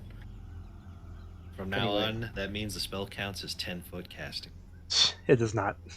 It was a weird flux in magic. But, Shush, DM, you don't get to choose. You're right. Who am I to say anything? What the fuck do you think you are? Where do you get off? Also, DM, I do see a little something. Can you make sure our friend here is a little healthier? Ah, yes. Thank you. These were the old minis that I didn't move them over. But as you guys are traversing through the jungle on this day, since Anadi and Gaza are up front, go ahead and both of y'all, if you are scouting, make perception checks. I will. 23. All Zach, right. did you see my text message? I did not. 22. All right, I would read it real quick. Nice. All right. I kill everybody is what it says.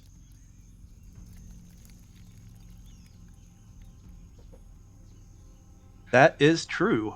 And as you guys are walking, this is a response to Alex Ziggs. As you guys walk through the jungles, every so often, your little symbol does glow. And do you attempt to hide it? What do you attempt to do every time it glows? So I'm not sure on what that means. So I'm gonna try and figure out on because from how that conversation in Dream went, I felt like I had some new stuff, but I don't really know what they are. So the first time it glows, it'd be like, oh, that's weird. Yeah. And then once it fades away, I'll just ponder about it until I could find the source. All right.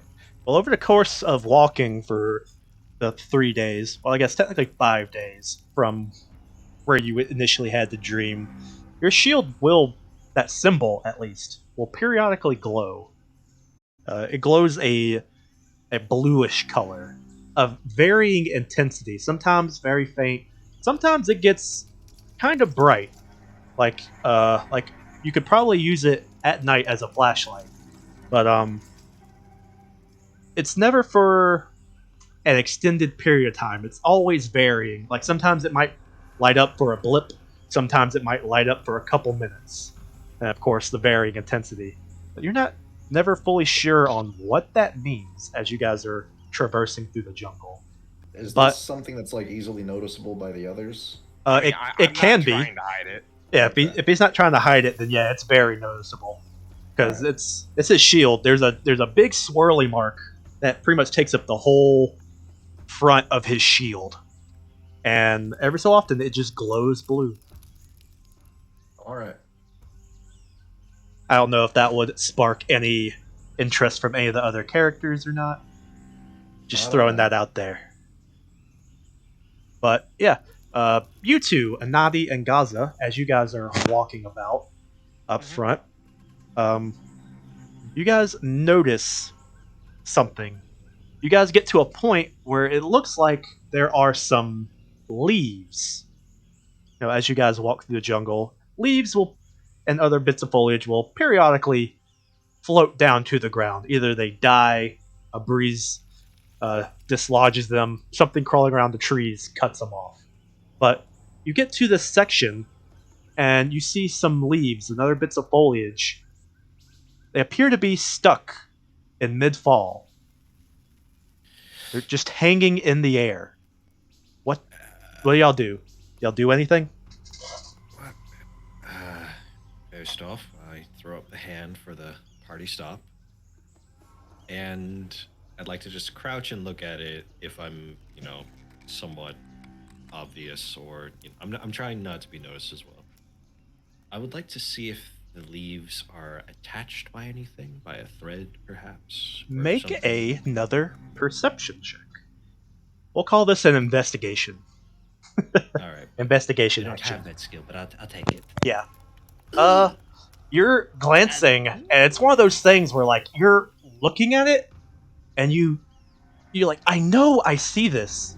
This doesn't make sense. There has to be a reason for this, even though this is a world of magic. But it's I'm trying to weird. remember. Do you steal our hero points at the end of sessions like BB does? Um, yeah. At the end of a hero session, everyone goes back to 1 for the next session. I'm gonna use mine then. Why not? All right. 24. 24. All right. Much better. I So blink you twice and I look harder. Yeah, you strain your eyes, and at this point, you can see a what's the word? A anomaly. You see something that looks odd, Thank you. barely and varying directions, all on top of you and around you. You can see thin, translucent strands, Oh, and it wow. looks like the leaves and bits of foliage have touched or gotten caught on some of these strands as they fell from up higher. Oh. I'd like to look around as I'm seeing this. Are we in a kill box of these things? Or did we just get lucky and not run into one? Kind of. Costa signals weapons hot to everybody else. It's kind of a situation of both, where you look and you're like, you see some leaves just hang in the air, and that's weird. And you start looking around, and you notice that's sort of a thing all around you at various heights. There are leaves just stuck in the air. And as you watch and, well, as you follow these strands with your eyes, you notice that they're all around you.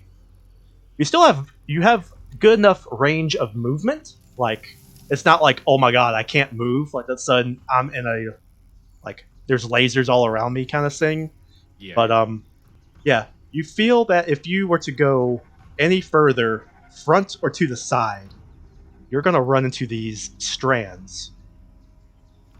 Alright. I will put my hand up for my companions to be quiet, firstly, and then I would do like a motion to pull out cutting weapons, but only cutting weapons, Okay. if possible. You know, I mean, This is if you have cutting very, I weapons, feel that's like this is a fine. very specific scenario. this is. All right, Gossa, since you're the one nearest to me, you're the one I can talk to. This spiders, not necessarily the potentially nicest, but if we meet one, let's try to be a little diplomatic. I got a way. If you can trust me. And I'm just gonna keep my eyes still looking for like ceilings, trees, if any of these webbings have a big friend in them. Once again, Gossa will let the others know from a distance using message. Oh, thank all right. God. Who you are were so you? useful. Who are you messaging? Probably Zig. All right. I mean, I'm not sure. We're maybe further apart than this. I don't know. That's fine. She's trying to keep things quiet. Yep. So Right. you relay a telepathic message to Zig. What would you like to tell him? We are surrounded by what appears to be webbing. There may be spiders in the area. Anadi says, let him try to handle it before we go into attack. But, weapons ready, just in case. I'll nod my head and I'll whisper it to Alexander, and then I'll have him pass it on. Alexander, do you tell Johnson? Oh man. He's right there beside you. Yes. He sees you guys have stopped. You're whispering. You're looking around. He's starting to look nervous. Let me look at my feet really quickly. Trust us, homie. Trust us. Don't do something Okay. stupid. All right, I'm going to grab his arm. Okay. I'm going to say, Grapple check. I'm going to grab his arm and I'm going to say, stop moving. We may be surrounded. When you say that, you can feel him like a chihuahua that is kept in the house that's too cold. He starts shaking even more.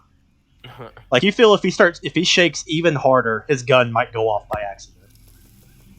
But I'm going to tell him to no- calm down. Stop shaking. Before Anadi does his Deep roll, breath. Johnson make a diplomacy. Well, Alexander make a diplomacy check for Johnson. A 13. 13. You're trying to be gentle. You're trying to be coaxing. You're not sure it's any real effect. And Anadi, since you are continuing to scout the area, go ahead and make another perception check. Okay. Come on, baby. Oh, hi. All right. A 19. They don't stick out, but after taking a minute to carefully check your surroundings, you do see one. And then you see another. And then you see another. Do they notice us? And then you see another. You see 4 horse-sized spiders, various distances up in the air from you. None of them are moving.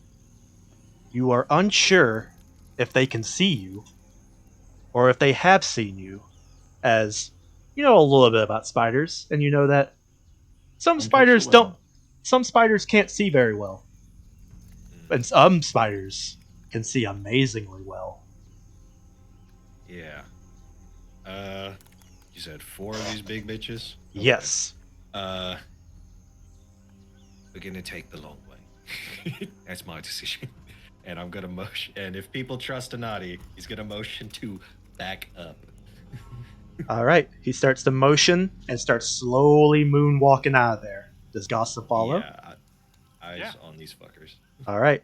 So you guys make it back to the party and kind of slowly lead them in a slightly varying direction. All the while, Yes. I'd like to mark on the map. This is a spider's nest. Well, to do that, if we go and look at the map, as I said, each quadrant is a whole day's journey. Yeah. So somewhere in this quadrant is a giant spider nest. But that could be said of every single quadrant, Fair enough. But, as those are just natural denizens of the jungle. yeah, but we might be able to revisit it if we head here. All right. Or you want to physically mark this location? Ta-da! I have done so. All right. So just keep a mental note or a physical note that you have somehow, by your discretion, physically marked this spider nest. They'll make a little dot on the map. All right. I'm going to keep a reassuring grip on Johnson. That's a word for it, yeah. You keep a grip on him, and after a while of you guys sort of walking in a different direction, he seems to calm down a little bit. I'll pat him on the back and say, "Good lad."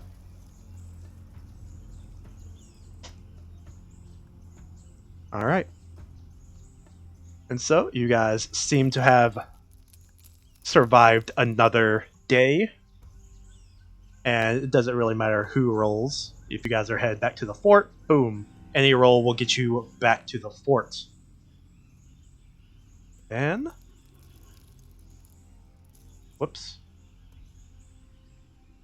Where did I put that? There it is. Boop. Were we ever able to determine if Johnson belongs to any sort of group? That He would wants to depend get back on to how Pickens, much on how much you interacted with him. He wasn't very forthcoming. He didn't talk a whole lot unless you guys chose to interact with him. And I'm going to go ahead and delete your older tokens for purposes. No! All right. All right, so I have resituated you guys on this little courtyard, but you are free to move about wherever. The guards are at least somewhat familiar with you guys, or at least, they aren't hostile to you guys.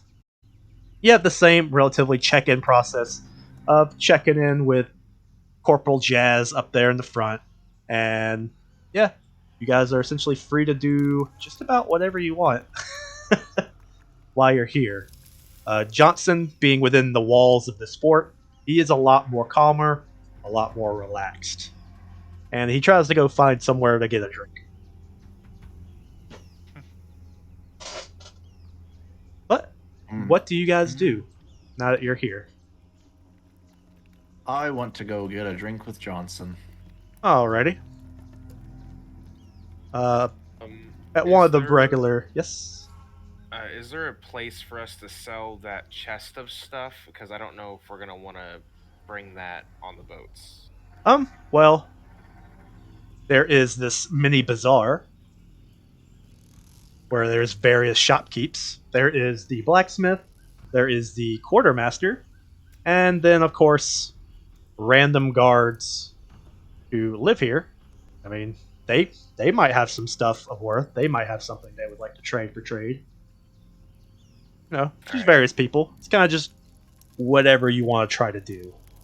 But I'll go through the Johnson, bazaar and see if anyone wants to buy that chest of stuff, unless someone opposes that. I think we should get it looked at before we sell it. Okay. Or like have someone identify some of the things in there if there's any specialties. Okay.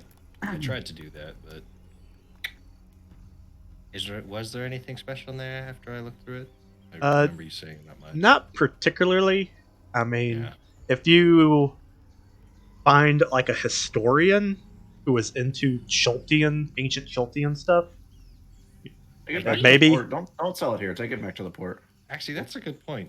You're saying it's ancient historical things, right? It could be. Everything looks kind of old, and if I would like anyone to use my archaeologist's dedication to see if this belongs to any form of ancient societal stuff, and I would have a +1 to recall knowledge on ancient history, peoples, and cultures.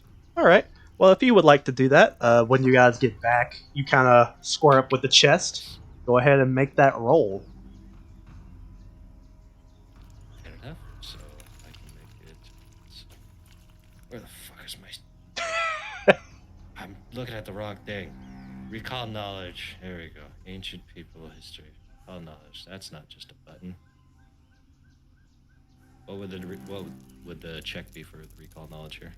Society? Oh, Usually society. yeah. Okay, so this plus 1. 22. All right. So you spend some time mulling over things and looking them over, and for the most part, you can tell that wherever these came from, they are not recent. They are definitely older things. They're at least a couple hundred years old, if that. But most of it is kind of okay, I guess you could call it. Nothing really mind blowing. As I said before, there's some somewhat elegant, like clothing, some pottery, some cutlery, maybe a couple cool looking coins, like various artifacts, knickknacks. Though there is one thing that seems to be almost stands out a little bit. It's almost like a repeating pattern of a sort. One moment.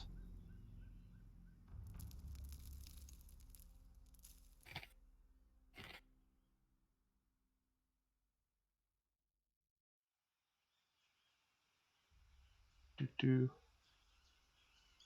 All right. On some of the various trinkets that you find, there's a symbol. It's almost in the shape of a square, but made of zigzagging lines.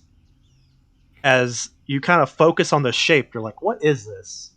And then it dawns on you. It's almost like a maze, like one you would draw on a piece of paper as kind of like a game you would make out of boredom. Go ahead and make. You can either attempt to make a religion check.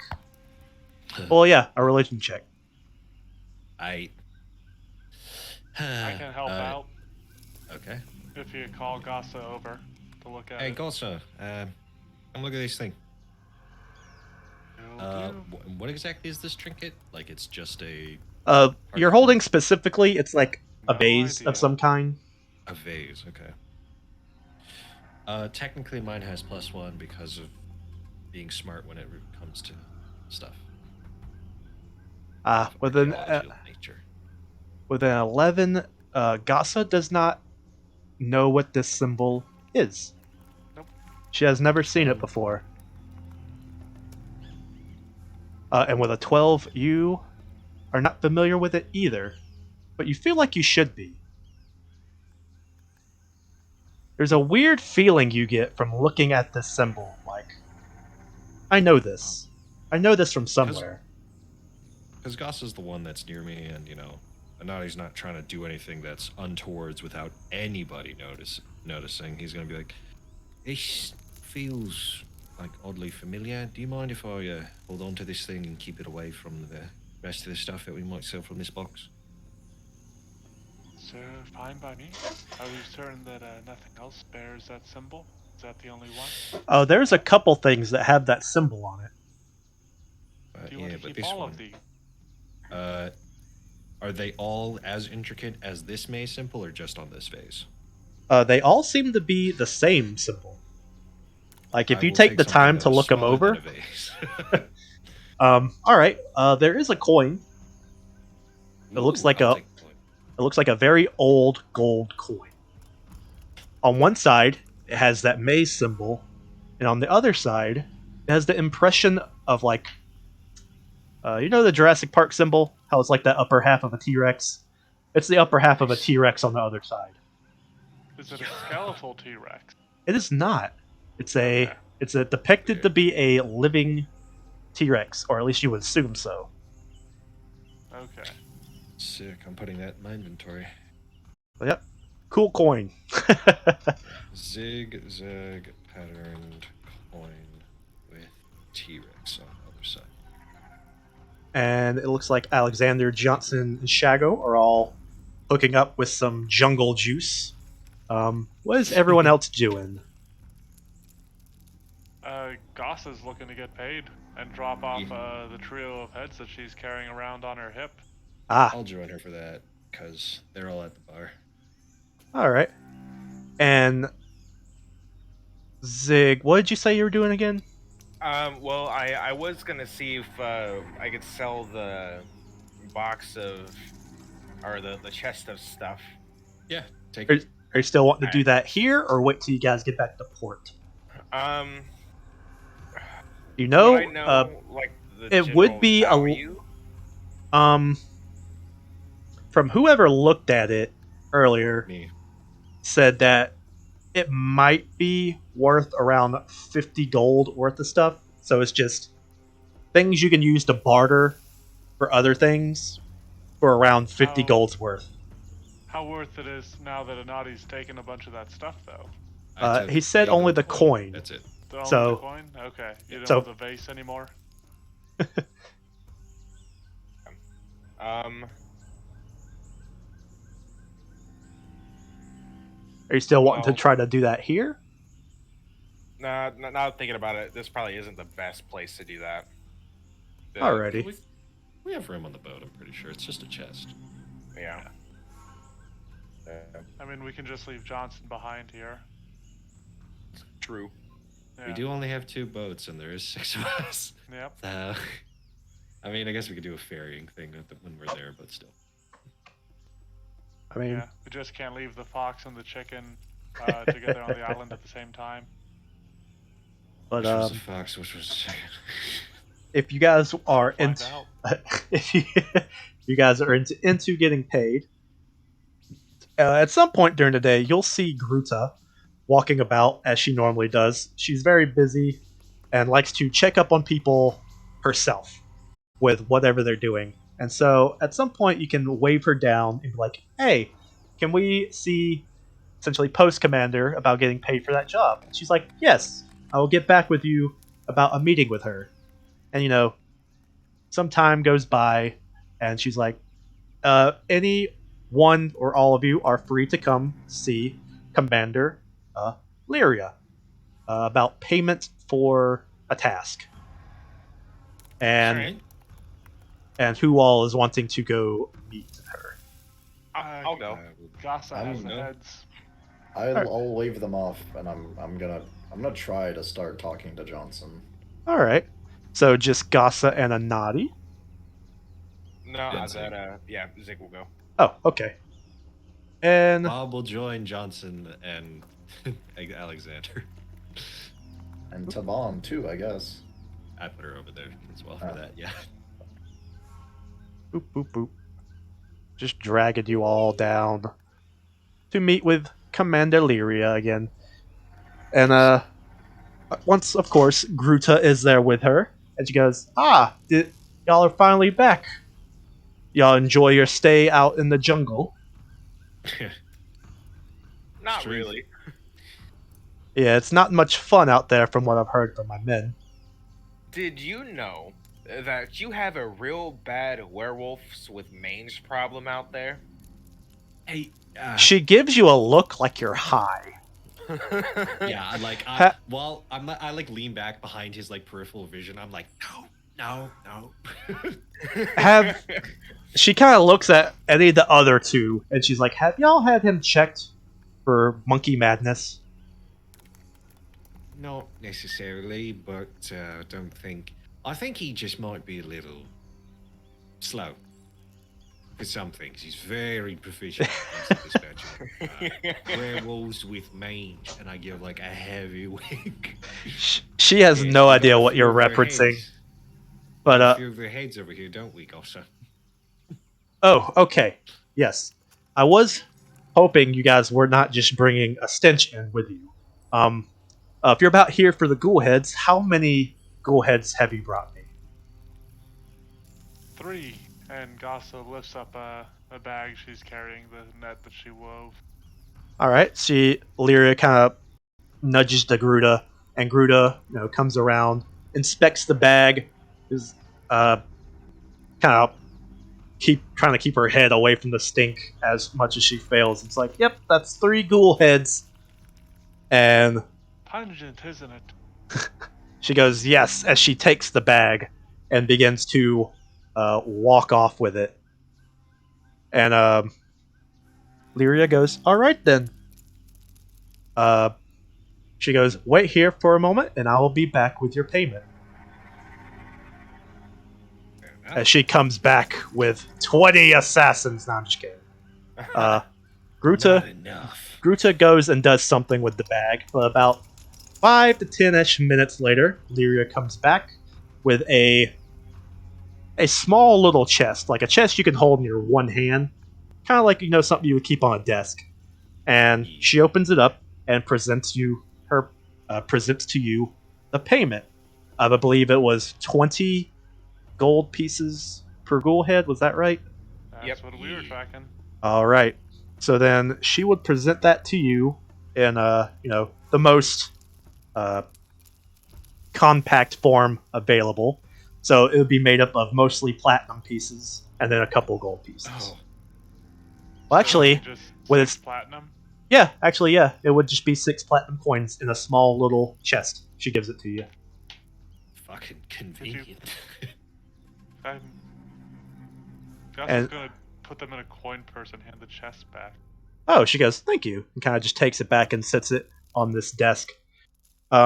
She goes, you guys seem to be rather capable of surviving and handling yourselves out in the jungle. I've heard word from some of my men out there that you guys have actually brought back a survivor from your trek. Yeah, his name's Johnson. We will tend to him. We will make sure he does not expire while he's here at the fort. He seems jumpy. It can do that to people being out in the jungle. I've had some men who've come back less than they were in more than one way. Speaking of the jungle, Yes. while we only brought 3 heads for you, we did face 4 ghouls during our time up there. She goes, that's not really surprising. There's numerous undead out there. Well, what I mean to say is that one of them got away. Oh, she goes, can't get them all. But And before it it spoke left, to us. yes, it mentioned something about the Sown sister. It spoke. Indeed. Hmm. Common and everything. Or She Solstian. seems- I don't know. It spoke in common. I'm not sure what I'm speaking. Okay. Yeah, everyone's speaking in common. She goes, and she's kind of a little puzzled about that. She kind of thumbs through some vials she has on this desk. She's like, none of these reports have ever stated that these things can speak. That's quite interesting. Are you sure it was a ghoul? It looked like the other heads we just turned into you. Could have been a werewolf of mange. Exactly. She kind of lets out a little sticker. She's starting to catch on to the joke. But that is quite interesting. I will have to make a report of that and see if we can find more information about that. But in other news, with you guys in your lot seemingly surviving so well, and you seem to have a heart of charity and a thirst for money, how would you care to undertake maybe a couple more tasks? There's some other things that I think may require some people like you. Don't see why not. It's potential. What exactly? I have a report here. She takes it out. It was kind of sitting by itself. This port is puzzling. And she kind of thumbs through it. And she's like, I suppose it's actually multiple reports. Anytime one of my men goes out into the jungle and comes back, they have to file a report, a documentation of everything they experienced, found, saw, yada yada yada. This is somewhat puzzling I don't know what to make of it. I have had these men checked with the cleric and the physician. According to their words, these men are completely healthy physically and mentally. They seem to be suffer no maledictions. However, the words and documentations in their report does not make sense. And she kind of will hand it to you guys so you guys can look over it. But she'll kind of summarize. There is another post. There is a forward post that we sometimes send men to do expeditions further into the jungle. We take up one of our ships around the Horn to get to it, as it's much safer than just cutting straight through the jungle, and often quicker, unless there's a storm. But I digress. These men, they, upon arriving at this post, they launch their expeditions, but they claim to have witnessed things that do not make any sense. I wish this is not coercion. You may follow through on this task if you are so inclined. You will be completely reimbursed with food and any monetary gain that we can stand if you bring back something substantial. But the men who go out on those expeditions, they claim to see giant men. Men around 20 to 30 feet tall. Huge people walking around. No such thing. There's no giants around here. And No, I was about to ask if you didn't believe in giants. oh no, there's giants. There's giants all over the world, but there's no giants in Chult. Chult doesn't have giants. A few trolls and maybe a couple ogres, maybe. But there's no giants. Yeah, they don't. Neither of them usually get up to 20 or 30 feet. Yes. And the other troubling troubling details, as you may have noticed, it's hot here. It's hot and it's wet. These men claim to find ice and large patches of snow out in the jungle. It doesn't make any sense. It has to be them hallucinating from something. But they swear that their expeditions are cut short from freezing inclement weather and giant people walking around. You all seem to have your heads about you for the most part. You obviously seem very capable of surviving out there. Whenever you feel up to performing this task, I would like to send you on the next trip out there and see if you can find any substantial claims that any of these reports are true. If you can bring back some proof that my soldiers aren't madmen, we'll reimburse you with a little bit more monetary wealth. Does that sound fair? Sounds fair to me. Seems reasonable. Good. We don't necessarily got to put ourselves in danger. We just got to make sure that whatever they're seeing isn't necessarily untrue. Correct. Bring back something that proves that what they're seeing is not an illusion or some kind of fever dream brought on by a disease. Well, if anybody's got an ice box, we can fucking put whatever ice we might find in there. She goes, if there is ice, I don't know if that will survive a trip back on the boat. That's why you put it in the ice box. I was thinking do you have plaster? Could make a plaster cast of any giant footprints we find. Oh, that, I suppose, is quite interesting.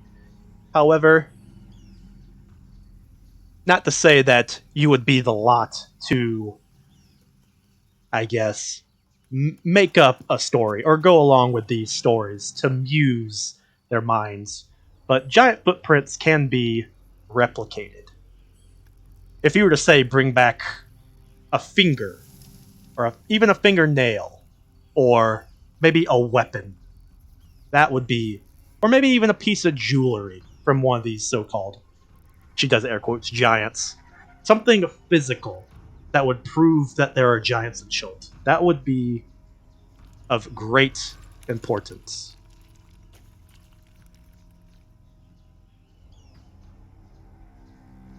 Does that sound attainable? Potentially, Yeah, it sounds doable. Great! She slams her fist down on the table. Well, whenever you lot feel Business up, included. whenever you lot feel up for that task, we can send you on the next ship out to that forward post. In the meantime, of course, feel free to make yourselves home here at the fort. Your rooms have still been vacated. No one has taken over them. We haven't had any other important guests since you lot. But yeah. with that, I have some other business to attend to. And she begins to saunter out, probably to her actual office.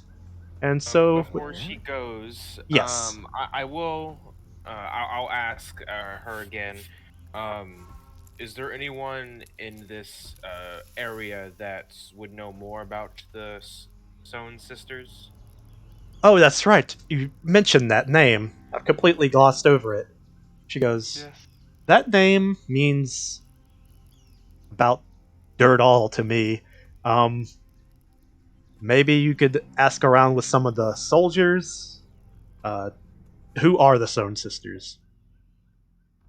We don't know. Oh, well, and not much I can help with on that.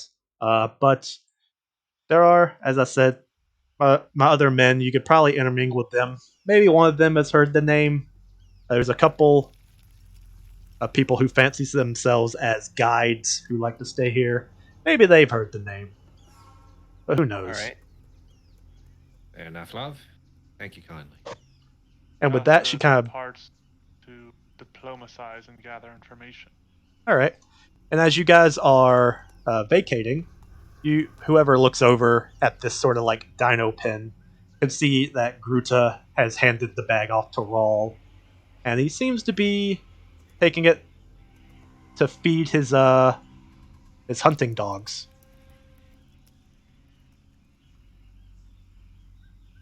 Now, Oh. I'm not sure about dogs eating undead ghoul flesh. I was Well, they're going to not say that as well. they're not dogs, but they are his hunting dogs. They are the They're wolves with raptors. mange. It Not continues werewolves, the just regular cycle. wolves. Anyone who looks over there, I don't know. I can't remember if you guys really interacted with Rawl much, but he, aside from these hadrosaurs, he has walking about in this pen, and smaller pens in the back, he has some raptor-looking dinosaurs, and he seems to be feeding the ghoul heads to them. all right. Seems like a good way to get undead raptors.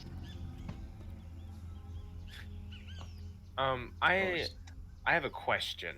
Yes. So, is the ghoul head bounty, is that just whenever we get more ghoul heads, we can come back for more gold, or is that like a one-time thing? If you ask her, she said that she will offer up a reward for any ghoul heads you can bring back. Okay. Fair enough. Yeah. She does say though that you know the fort isn't endless money. They do only have so much they can hand out as rewards. Okay. Yeah. I'd like Anadi to shadow Gasa if she's going to try and figure out who the Sohn sisters are. Alrighty. Yeah, I can use the gather information activity from the diplomacy action. Alrighty. Does that require a roll? It is a diplomacy check. Alrighty. You determine the DC of the check and the amount of time it takes, along with any benefit I might be able to gain by spending coin on bribes, drinks, or gifts. Alright. It Well, is traditionally a secret roll, but I can roll it if you would like. you can roll it, and the time and the money is however much you want to spend on this. I am not spending a penny on this. At least not for this first roll. Ooh, but I will spend a hero point. Oh damn. All right, with a 13, you spend your hero's luck to kind of switch up some words and not somehow insult someone. But it seems that as you're asking around with some of the troops and maybe some of the shopkeep people, the name doesn't ring any bells to them. Hmm. They have no idea what you're talking about.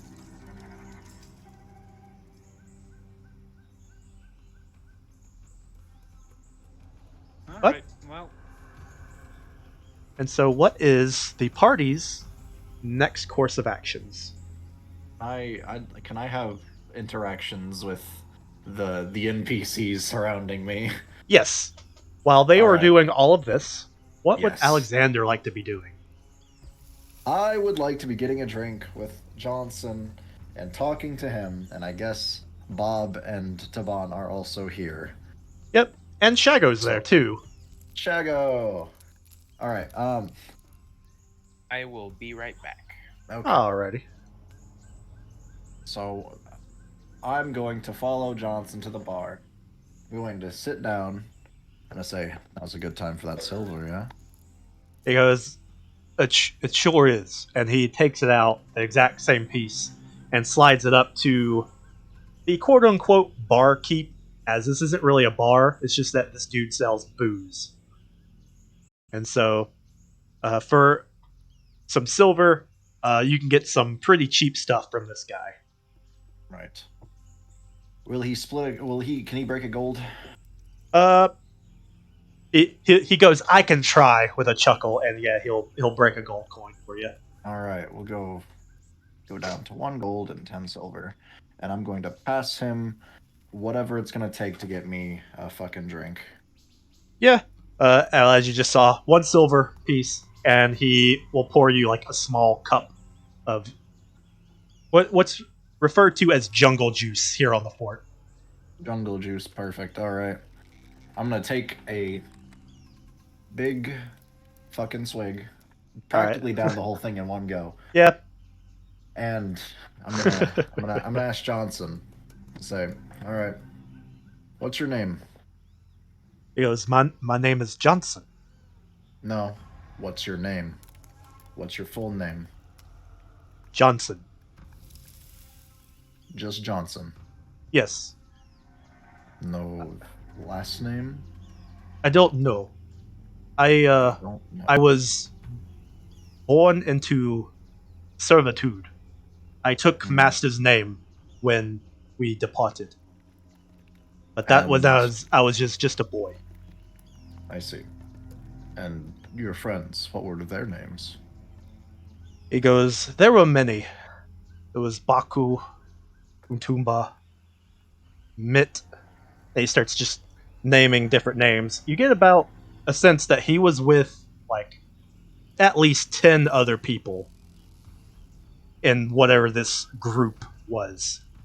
And he All seems right. to be the last one alive. Right. What did those people mean to you, Johnson? Uh they were all I had. They were my only friends. They meant a good deal. All right. I'm going to tell you something about myself, Johnson. I suppose I haven't formally introduced myself. You may have noticed others call me Alex, or Alexander. My name is Alexander Leifris Voldaren, and much like yourself, I grew up without a name. So I chose my own name.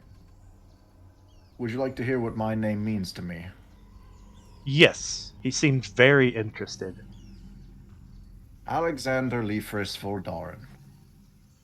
Alexander stands for the Defender of Men.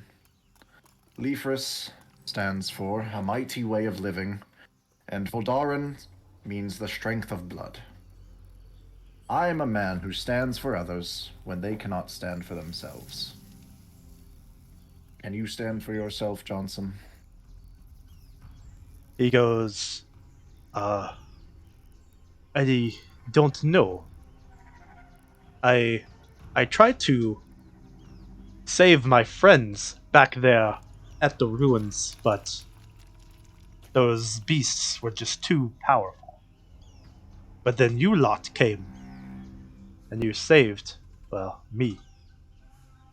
You think you deserve to die there, Johnson? I don't think any of them deserve to die. Perhaps not. I'm going to get another glass of jungle juice with 1 more silver. Alrighty. I'm going to buy Johnson 1 glass of jungle juice with another silver. Alrighty. I'm going to tell him to drink it quickly. Drink it quickly, Johnson. He drinks it pretty quickly. All right. Johnson, I'd like you to follow me. And I'm going to lead Johnson to the well. He goes, okay. Taban and Bob are kind of like, y'all, you want us to follow you, or? You may. Alright, they follow, and Shago's like, I don't want to be by myself. So he comes and follows too. I am going to take off my large overcoat and unstrap my breastplate. Are you about to beat the shit out of Johnson? No, I'm not going to beat the shit out of Johnson. How do I unequip my breastplate? On your character sheet, you should see a little shield next to an item in your inventory. If you click on the shield, it'll become hollow, I guess you can call it, and that means it's unequipped. There you go. I don't see a shield. If in you my inventory. don't have the item added into your inventory, It's in my inventory, I just don't have it like... I guess I don't have it set up like that. weird. It should automatically do it. Do you have your armor under worn items? No. It should show up under any item. No, I don't have it under worn items. I have it in my stowed items. I haven't set it up that way. I'm just going to... Okay, so what is my... What is this giving me? The breastplate. I don't fucking know.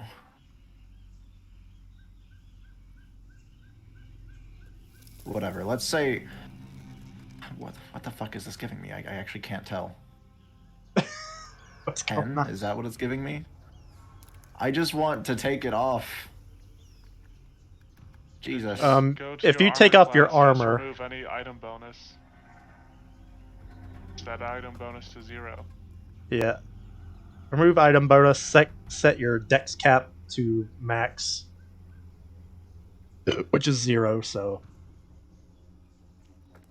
it should be 10 plus your proficiency. Proficiency. Oh fuck, where's that at? It's the trained proficiency, since you're trained in unarmored. So which Right. take this, make that 0. You have 18 AC. Jesus, okay. I'm gonna say, Johnson, I want you to hit me. What? I want you to hit me. Why would I do that? You saved me. And now I'm asking you to hit me, Johnson. He steps up and does like a little jab to your chest. It's not like he's actually punching you. He just kind of like pops you in the chest. When he connects with my chest, I'm going to grab his wrist. I'm going to make him pull his own arm back, and I'm going to say one more time, hit me. Hard as you can. Are you sure? Absolutely certain. All right. Alexander's a little. He's a little. How much? What's the percentage of alcohol in that jungle juice? It's not like crazy strong, but you can definitely tell it's an alcoholic drink. Sure. Okay. I'm a little, tipsy, but yeah, I'm very certain in what I'm saying. He goes, okay, and he swings out, and if you are completely fine with Him just Yep. punching you. Yep. Then he rears back and decks you in the face Mhm. for 2, non-lethal. Or 2. I have a slight bruise on my cheek, I guess. Yeah. Very good. I want you to hit me again. Why? I want you to understand the importance of earning a name. Hit me. I don't understand. You will. Hit me. He'll rear back, and if you're letting him do it again, he puts more punch into it as he hits you with 4 points of non-lethal, as he kind of just Yep. smacks you in the face again. Tell me one of your friends' names. Imbaku. Feel it. Hit me. He lets you hit Rip with another 4. Tell me another name. Joji. I'm going to hit him. Okay. I'm going to pull this punch. It's not going to hurt very much. It's not going to hurt at all as you miss. Okay. All right, sure. He dodges it, dies. fine. He doesn't die. Right? Ever. That's fine. Yeah, Tell he me another kind name of to hits hit me. reflex as he dips out of the way of your punch. He goes mitt as he throws out another punch for 4. Again. Yep. I'm going to throw another punch. Name. He dodges out of the way. Charlak as he throws out a punch a little weaker. He might be getting a little tired as he hits you for 3. Fine. Going to throw one more. With that, you do hit. I don't want it to hurt. I want it to do like 1 damage. The punch is very pulled. All right, so he takes 1 damage. Right. Ah, Tell me a you new tap name. him. A name you've never heard before. He thinks. You can tell he's having a little bit of trouble trying to think of like an original name or trying to make a name. Stop thinking. Hit me.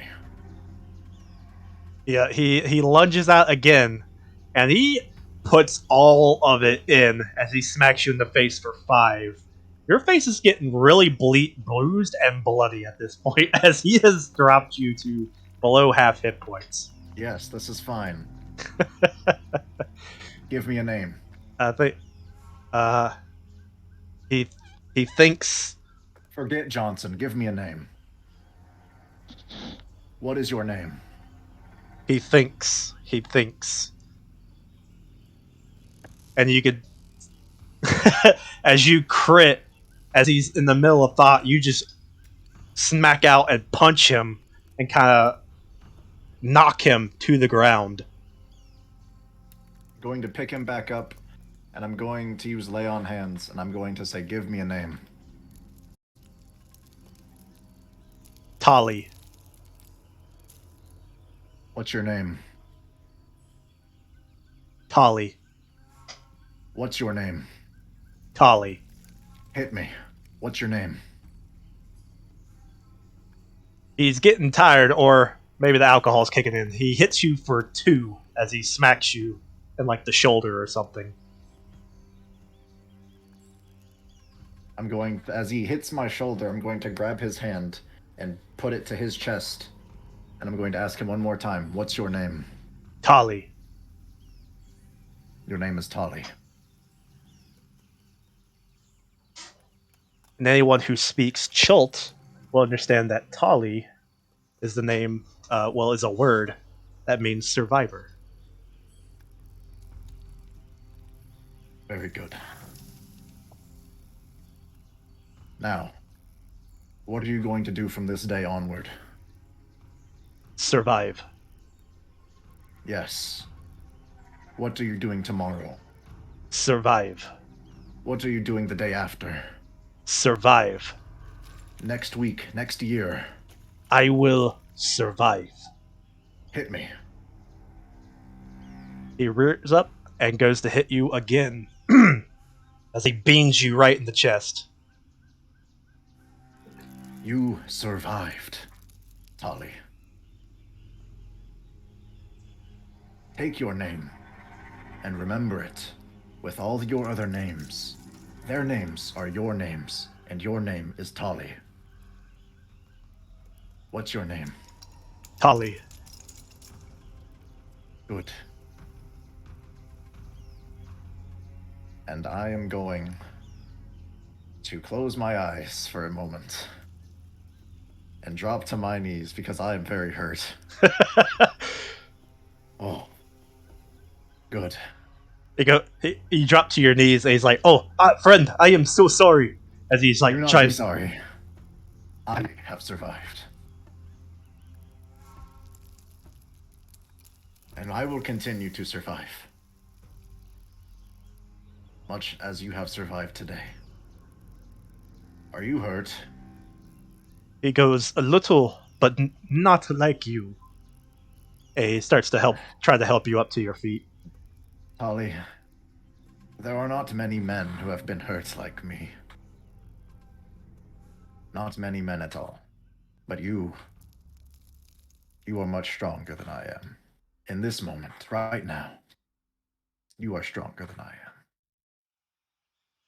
You can feel an air of confidence that he's never known before begin to swell up through him.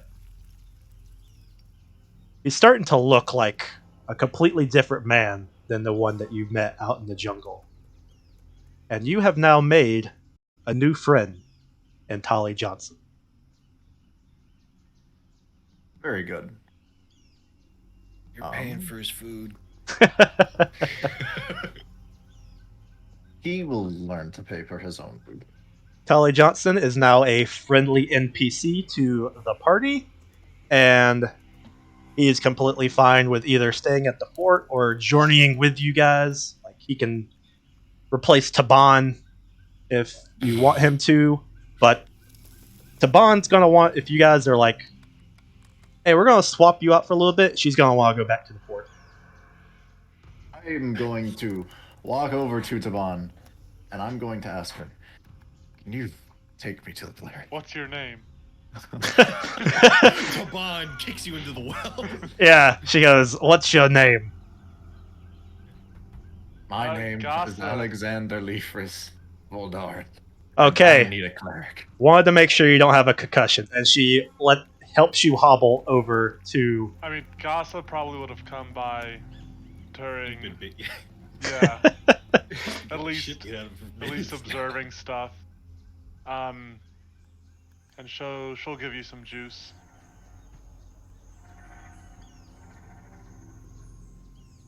For 13.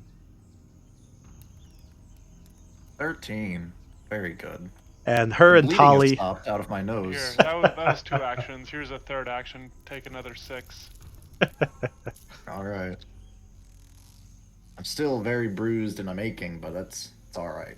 And Taban and Here, Tali. I can do another heal. I don't need another heal. Well, you got one, Alright. I think. Yep. Damn. Yep, that takes me up. Before I'm leaving, I am grabbing my breastplate and we're gonna re-equip that because oof. Tali, seeing the things that Gossa just did, he's pretty amazed. Like, you few are amazing. That is the goal, I suppose. Just an explorer. But Does Johnson need healing? he's missing like I think 3 hit points. He's completely fine. And Shago is like, "Wow, that was quite a show." Christ alive, you look like you've been hit by a wagon. I've been hit by a man stronger than I. And Noddy today, starts looking around and looks I at would Zig. like you to understand, Anadi, that this is the only day I will admit that there is a man stronger than I am. After this moment, you will never hear me say that again. Noddy's eyes just slowly turn to Bob. Bob's like, I don't know what's going on with them. It was kind of funny though.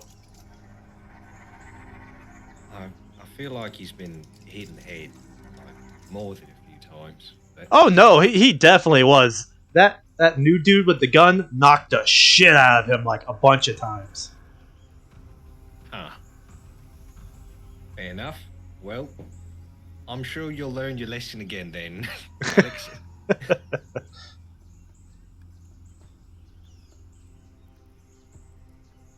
Let's get you to a medic.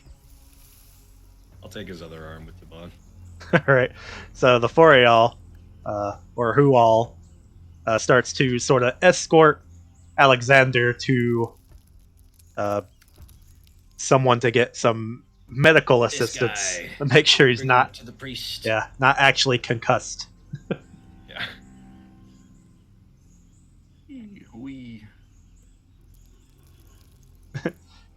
And he's kind of like, good lord. He's like looking over your face as he like helps bring you in and sets you down on one of the relaxing couches. Well, goddamn. Damn. And so yeah, what is everyone else doing now? Goss is gonna go see if she can brush the horse's manes. Oh sure. Yeah, the horses are pretty, what's the word? Accommodating. Oh, good. Oh, one moment. Goss is a horse girl.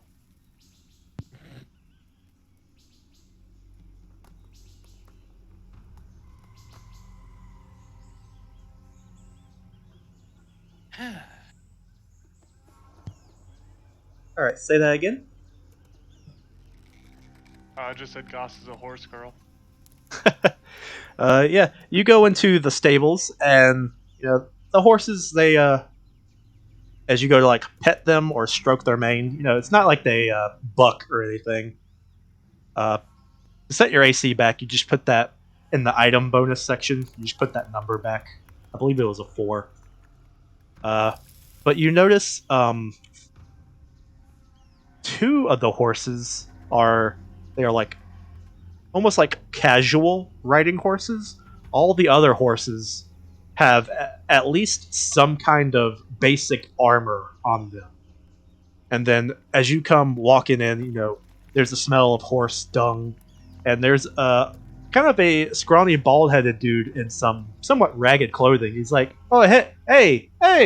Don't be touching the men's horses. Hey, can I help you?" Oh, yes. I wanted to see if I could, just wanted to observe your animals. Oh, yes. Feel free to observe them if you like. Just please don't touch. I don't want any of their owners to get upset. I'm impressed that you use ponies instead of horses out here. Uh, She says, looking at their size. she goes, no, they're horses. Oh, they just look smaller then. Oh yeah, they I forget what breed they are, but they're a little bit on the smaller side, but they are quite fast. So are all of these owned by specific people? Yes. Each of these is owned by a separate guard here at the post. They really don't do a whole lot aside from occasionally getting some exercise and some jousting every so often. That's all. What a waste. Yeah. Well, the jungle isn't really hospitable to horses. They can't really traverse through the wilderness here. So they spend most of their time here on the fort, and occasionally, uh, whenever their owners decide to take them for a ride, they go out a couple miles along the beach and come back. If they don't fare well, why do they bring them here? They couldn't bother to be separated from the beasts, so they really wanted to bring them.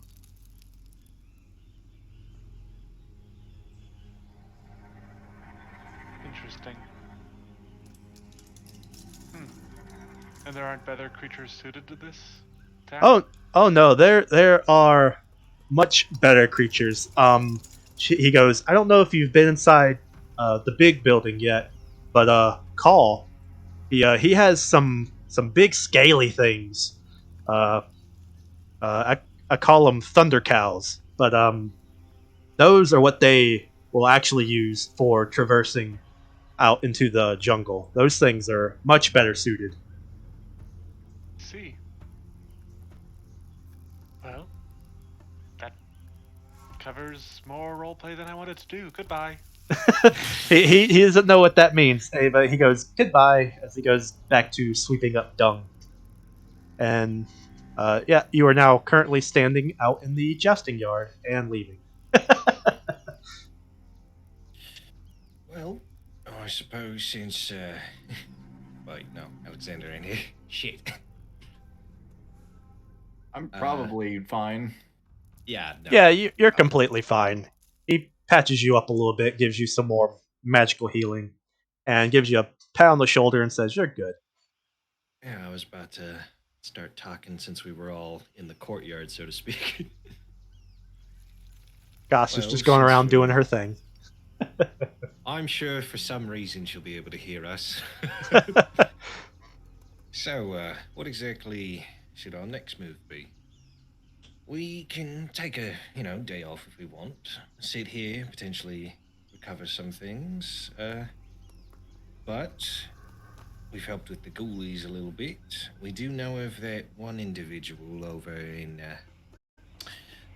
port who wants to make their way down to Camp Vengeance, if I recall correctly. But we've been recently been tasked to potentially head over to another camp as well to do some searching. Not to mention, I can't deny I have a little bit of interest in these Sown sisters. And at this point, Anadi is like, he's rolling something over in his palm, but he's like, it's entirely encapsulated. Can't help but feel a little interested.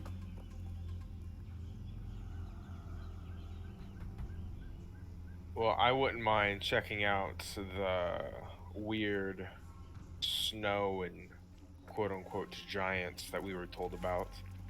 How far out of the way is it? Did she give us a location? She did Well, not. did she say the name of the camp? She did not. She just said a forward post. Well, All right. So it wouldn't be a bad idea to ask around. well, I'm let's. Johnson, you weren't here before, were you? Trying to remember. Where did he say he came from? I know He said he came from a faraway land, but he Alright, seems fair to be enough. of Cheltian descent. Fair enough. Then he wouldn't be local enough. Shago's here. Shago, Oh wait, you yeah. don't happen to know of any forward port that the big miss upstairs spoke about? She goes, oh yeah. He clicks it over in his mind for a second. It's like, I know the name. Where is it?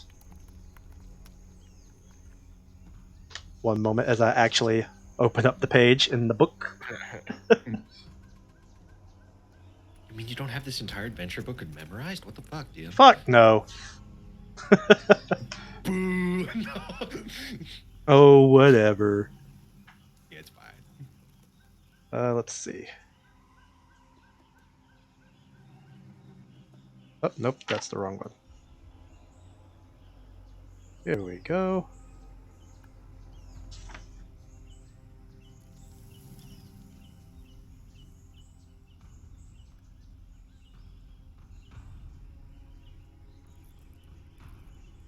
Oh, now I have to check my special DM map.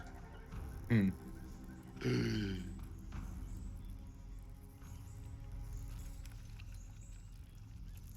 can't have one of those.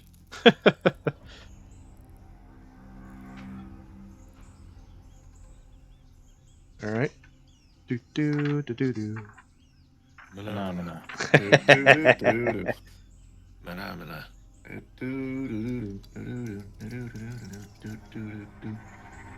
Phenomena. Phenomena. Mm-hmm. Phenomena. He goes, it's people call it Port Rohan. Port Rohan. I see, and I will do a quick 180 away from him, walk over here so that I'm a little bit away, and open up the big map. Is Port Rohan on here? See, looking at your guys' map, Take us to the map. Really It- quickly, it is can I ask not. what year it You hear what? is? What's the year? Oh, here. I don't know. How do you hold me? Looking on your guys' map, there is no Port Rohan. Oh, shit.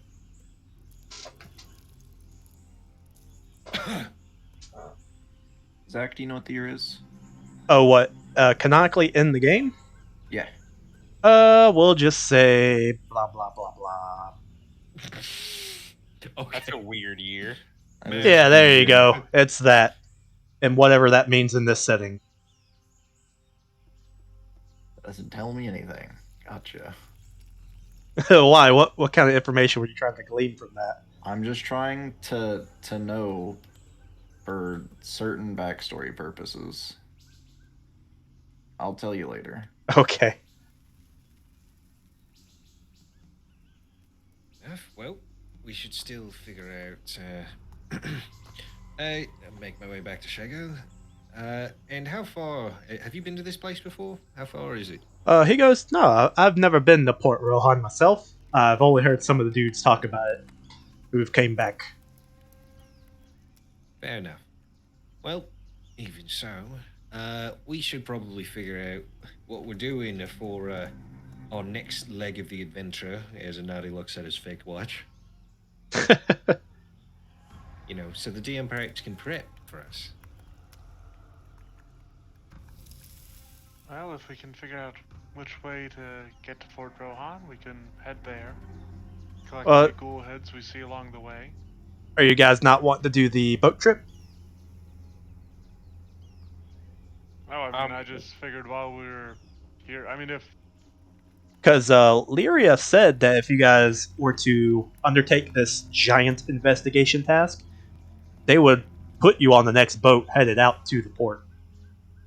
Oh. So you guys can venture out from there. oh, I thought you were talking about the boat trip back to Port Nyanzaru. Or that. I mean, this Right. this giant Oh, investigation will be here if you guys want to go back to Port Nyanzaru for whatever. Well, no. When's the boat leave for the giant investigation? No one asked her. She just said that if you guys make it known at some point that you guys wanted to perform this undertaking, they would put you on the next boat. So presumably, if you come to this decision sooner, she would tell you when the next boat outing is.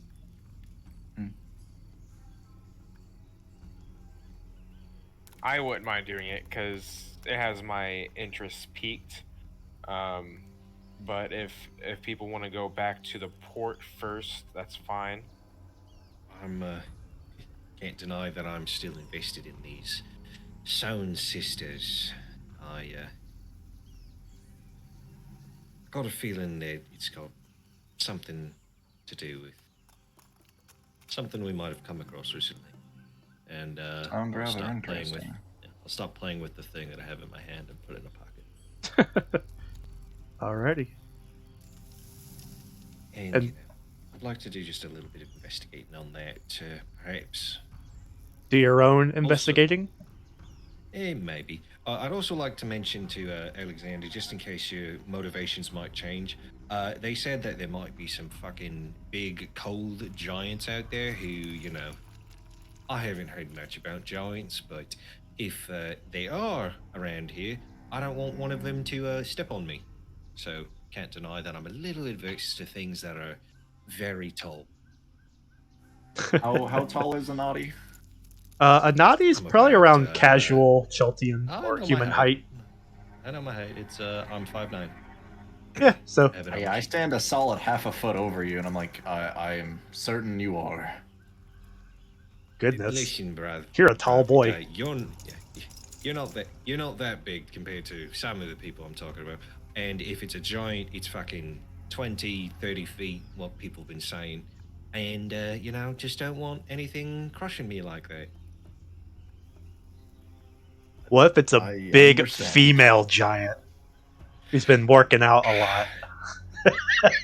Fucking Oh god. listen. I don't do foot fetish stuff, but Giantess is if where she's She'll a he she'll goes pick you in. up with her big toe and incised her toe and Oh just god. squeeze you with it. no, I put the crossbow in my mountain of fire. Fuck that.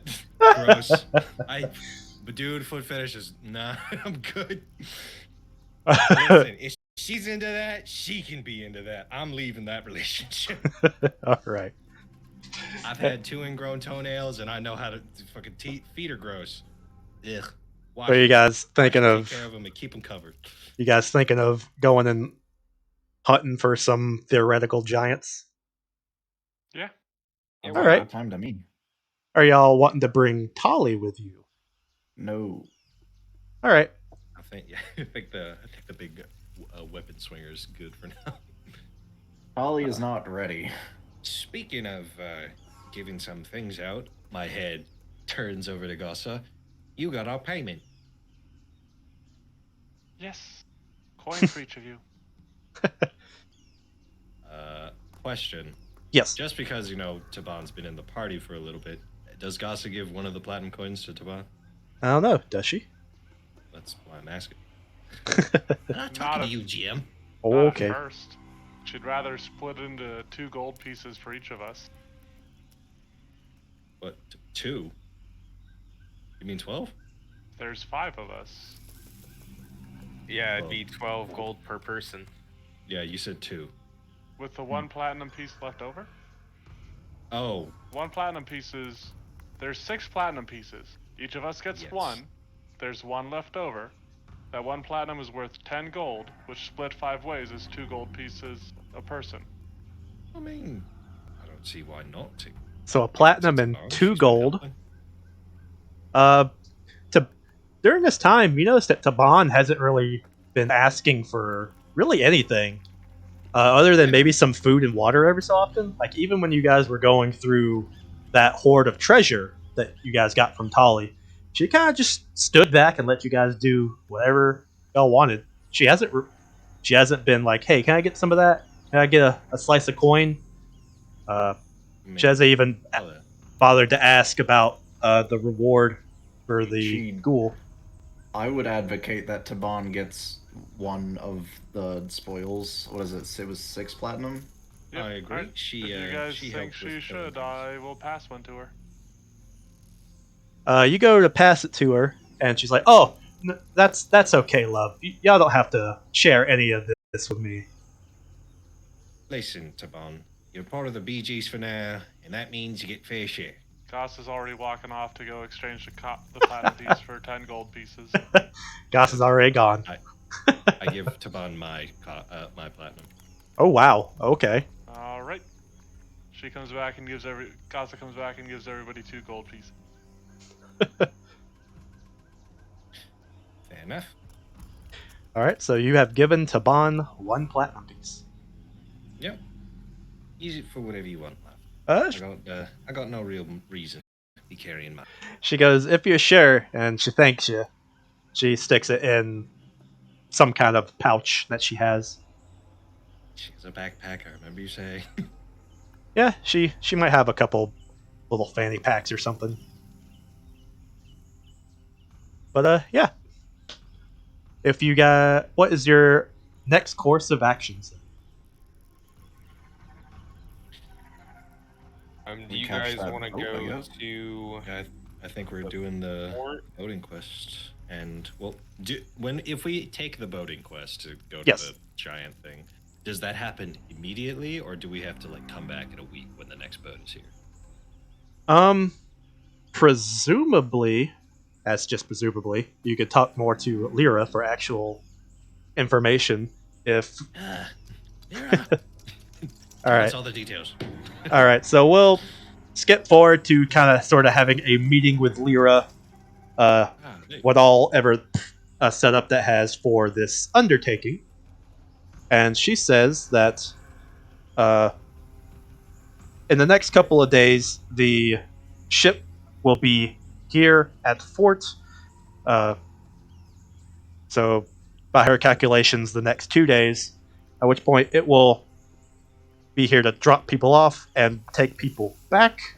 It will be hopefully no more than like 4 or 5 days of, let's see, well, by sea ship travel, it'll be like a day and a half to get there. Nice. And Being Italian.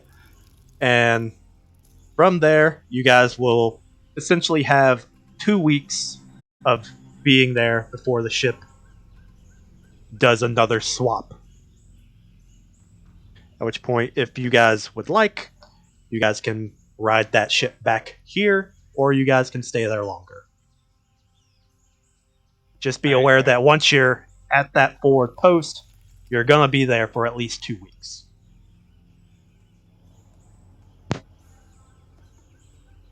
Fair enough.